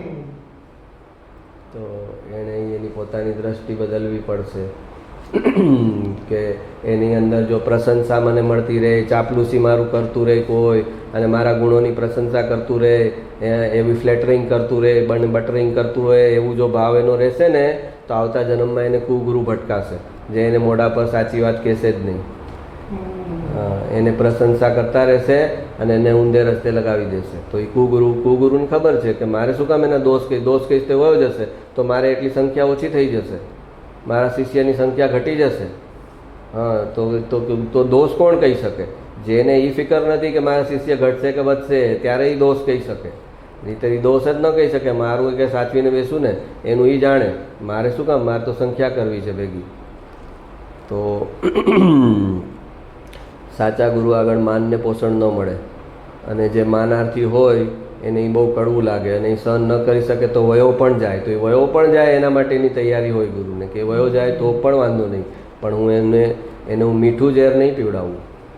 મીઠું ઝેર મારી પાસે નહીં મળે. મારી પાસે કડવી દવા તારા માટે જરૂરી હશે તો કડવી દવા જ મળશે. એ કડવી દવામાં પણ તને મારી કરુણા કે મારો તારા પ્રત્યેનો પ્રેમ ભાવ દેખાતો હોય તો વેલ એન્ડ ગુડ, ન દેખાતો હોય તો well and good. You can, તારું પોતાની ચોઈસ છે, તારી પોતાની મરજી છે. પ્રેમ કરવો એટલે મીઠું આપતા રહેવું, તાવમાં પણ એને શરબત પીવડાવવું, એનું નામ પ્રેમ થોડી છે. તાવમાં તો ઓલી લાફો મારીને દવા પીવડાવે કે પીવાની છે તારે, નથી ભાવતી તો એને પકડીને પીવડાવી દે.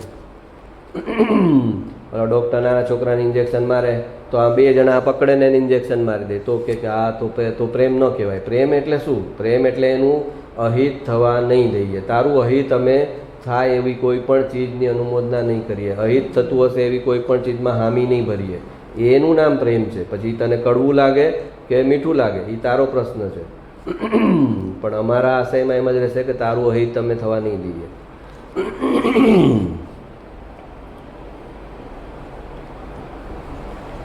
જ્ઞાયકને જાણતા જાણતા જ્ઞેયને જાણે તો એ વ્યવહાર, ને જ્ઞાયકના ભાન વગર જ્ઞેયને જાણે તો એ મિથ્યાત્વ. જ્ઞાયકને જાણતા જાણતા જ્ઞેયને જાણે તો વ્યવહાર. જ્ઞાયક જે છે કે જે જાણવાની જ્યાં શક્તિ પડેલી છે, ગુણો પડેલા છે, જ્ઞાન ગુણ જ્યાં પડેલો છે એ જ્ઞાયક છે. એને જાણી લીધો અને પછી જ જ્ઞેયને જાણ્યું તો એ વ્યવહાર છે. નિશ્ચય શું છે? જ્ઞાયકને જાણવું એ નિશ્ચય છે, અને એ નિશ્ચય જેને છે એ જ્ઞેયને જાણે તો વ્યવહાર છે. પણ જ્ઞાયકના ભાન વગર જ્ઞેયને જાણે તો એ મિથ્યાત્વ. નાસાના સાયન્ટિસ્ટ પાસે આટલું બધું જ્ઞાન છે તો પણ એ આપણે જૈન ધર્મ કહેશે એ મિથ્યાત્વ છે. એ ચંદ્ર તારા એસ્ટ્રોનોમી કેટલી જાણી લે ને એ મિથ્યાત્વ. કેમ? કેમ કે જે જાણનારો છે એને નથી જાણતો. એ જાણનારો જે છે એને જાણી લે પછી આપણે કીધું ને સમ્યક દ્રષ્ટિને ઇતિહાસનું જ્ઞાન હોય, ભૂગોળનું જ્ઞાન હોય કે ગણિતનું જ્ઞાન હોય એ એનું સમ્યક જ્ઞાન ગણાય છે. કેમ?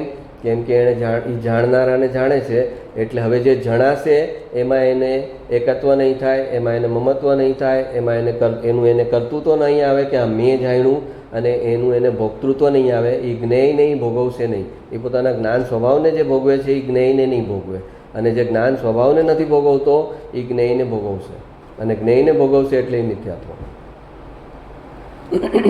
જ્ઞાન સ્વભાવને નથી ઓળખતો તો એ જ્ઞેય જે છે એમાં એ એકત્વ કરશે, એની સાથે એકત્વ કરશે, એનું મમત્વ કરશે, એનો એ કર્તા બનશે અને એનો એ ભોગતા પણ બનશે. આ બધું જ મિથ્યાત્વ આવી જશે એક આને ન જાણતા. અને આને જાણી લેશે તો પછી જ્ઞેયને જ્ઞેય રૂપે જાણશે, પણ એમાં એને એકત્વ નથી, એનું એને મમત્વ નથી. અરીસો છે, અરીસાની સામે કોઈ આવ્યું, અરીસાની સામે ગુલાબનું ફૂલ મૂક્યું તો અરીસો ખુશ થઈ ગયો. પછી ગુલાબનું ફૂલ વયું ગયું ને કાંટાઓનો ઢગલો કર્યો તો અરીસો નારાજ થઈ ગયો. મારા સામે જો કાંટા મૂકી દીધા, મારો કેવો કર્મનો ઉદય. હા, અરીસો એમ કે મારા કેવો, અરે મારા જ્ઞાનની સ્વચ્છતા કેવી છે કે ગુલાબનું ફૂલ આવે તો એને પણ ઝલકાવે ને કાંટાનો ઢગલો હોય તોય બતાવે કે આ કાંટાનો ઢગલો છે. એ મારા જ્ઞાનની સ્વચ્છતા છે, એનું મહત્વ છે કે આ કાંટા મારી સામે સંયોગથી આવ્યા તો હું હવે એ કાંટાનું પ્રતિભાસ મારી અંદર થયો એટલે હું મલિન થઈ ગયો એટલે એમ દુઃખી થાય.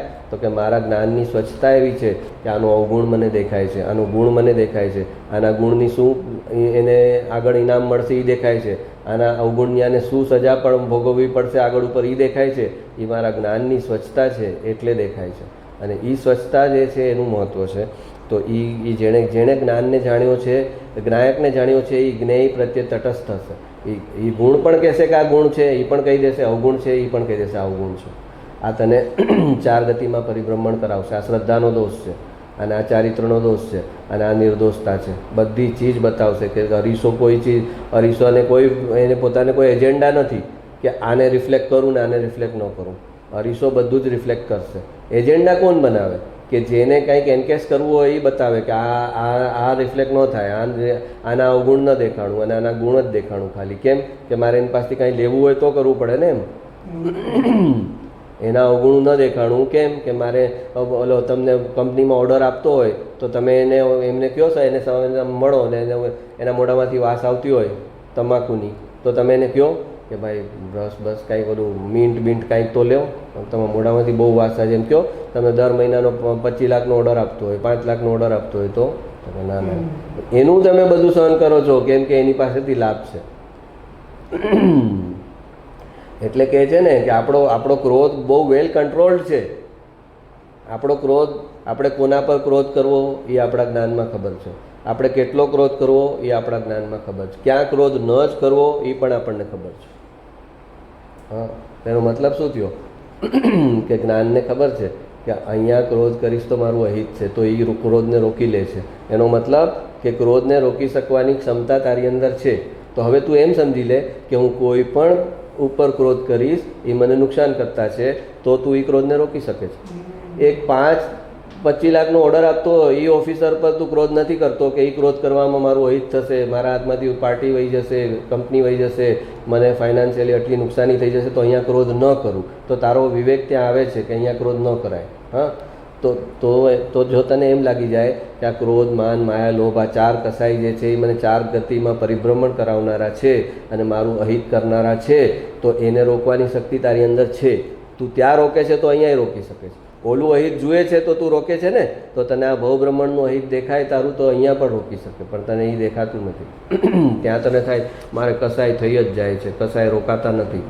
હા, તો તું આ દેખાડ ને કોઈ આવા કોઈ જે જ્યાંથી તને આર્થિક લાભ હોય, સાંસારિક લાભ હોય, એવા સંબંધો, એવા કોન્ટેકોમાં તું એને મોઢા પર સીધું સત્ય કહીને આપ. તો માનીએ કે ત્યાં તારો કંટ્રોલ નથી. ત્યાં તારો બરાબર રહે છે ને કંટ્રોલ ક્રોધ ઉપર. કેવો એ 4 કલાક ઓફિસર સાથે પાર્ટી કરશે, પણ એના માઇનસ હશે, એ પાન ખાતો હશે, ગુટકા ખાતો હશે, એ પીતો હશે, બધું સહન કરશે એનું. કેમ કે એનાથી આર્થિક લાભ છે. તો આ જ ચીજ જો એમ વિચારે કે આ મોક્ષના માર્ગમાં મને આ નુકસાનકારક છે, આ મિથ્યાત્વ મને નુકસાનકારક છે, આ જે હું દોષને છુપાવું છું એ મને નુકસાનકારક છે, આ દોષને ટાળવાનો હું પુરુષાર્થ નથી કરતો એ મને નુકસાનકારક છે, આ દોષને હું જોતો નથી, એને ડિફેન્ડ કરું છું. પહેલાં તો દોષનો બચાવ કરવાની વૃત્તિ તૂટે, પછી દોષ તૂટે. કેમ કે આખી વકીલની પેનલ છે આપણી અંદર આપણા દોષના બચાવ માટે. ઓલા 10 લાખ લે છે ને એક હિયરિંગને, એવા વકીલો છે અંદર. દોષને કેવી રીતે પ્રોટેક્ટ કરવાના, એને કેવી રીતે જસ્ટિફાય કરવાના, એની વકીલની આપણી પેનલ છે. કોર્પોરેટ લેવલ પર કંપનીને પેનલ હોય ને વકીલોની, એમાં આપણી પોતાની પેનલ છે. એ જેવો દોષ કોઈ આ બતાવે તો આપણે એનું ડિફેન્સ રેડી જ છે.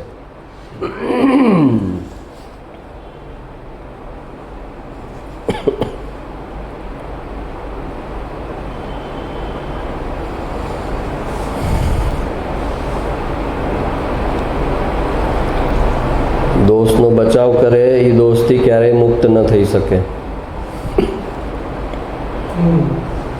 જેને દોષથી છૂટવું હોય એ દોષનો સ્વીકાર કરે. સ્વીકાર કર્યો એમાં જ નક્કી થઈ ગયું કે હવે આ દોષથી છૂટશે.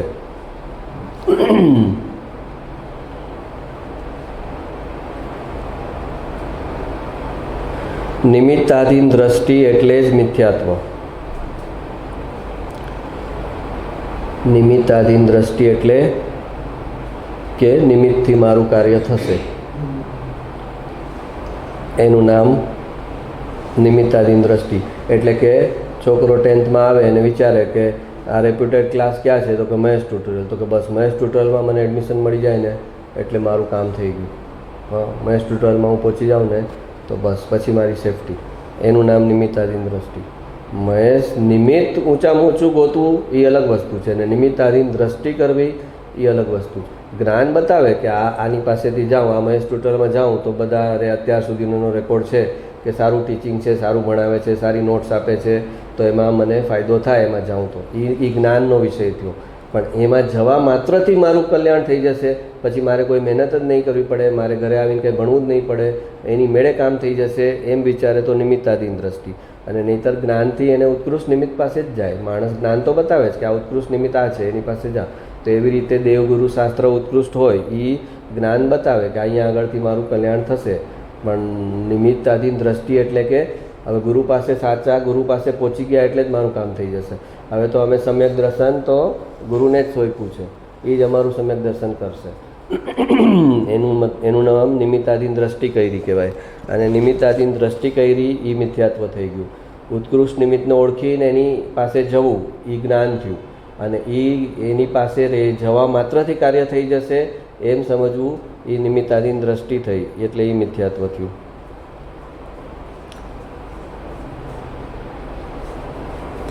આત્મામાં સુખ છે એવું ભાવભાષણ ન થાય ત્યાં સુધી આત્મામાં એકાગ્રતા સંભવતી નથી.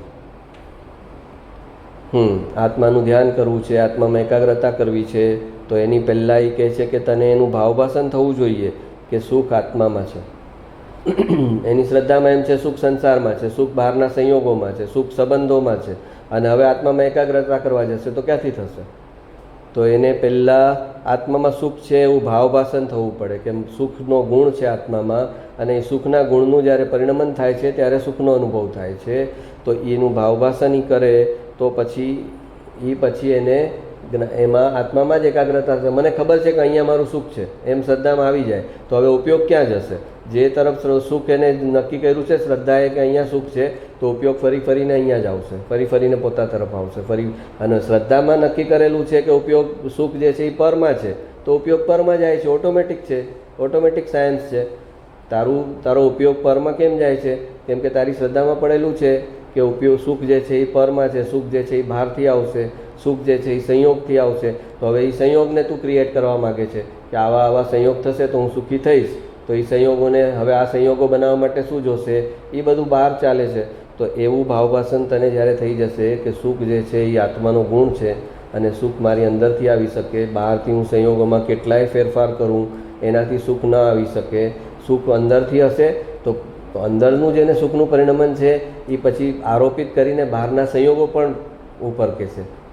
અજ્ઞાની છે એ જલેબી ખાઈને કહેશે કે બહુ મજા આવી ગઈ, જલેબી ખાધી, બહુ મસ્ત છે, હરિભાઈની છે ને, હરિભાઈની જલેબી એટલે અરે તો તું એના ઉદયના ભાવ પર જઈશ તો તું રખડી જઈશ. હા, એ જલેબીનું સુખ નથી લેતા, એ પોતાના આત્માનું સુખ લે છે ત્યાં આગળ. એ ઉદય ભાવમાં કહે છે કે આ જલેબી સારી છે, બેસ્ટ છે, એ એટલું બતાવે છે ખાલી, પણ એની શ્રદ્ધામાં છે નહીં કે આ જલેબીમાં સુખ છે અને જલેબીનું સુખ મને આવ્યું.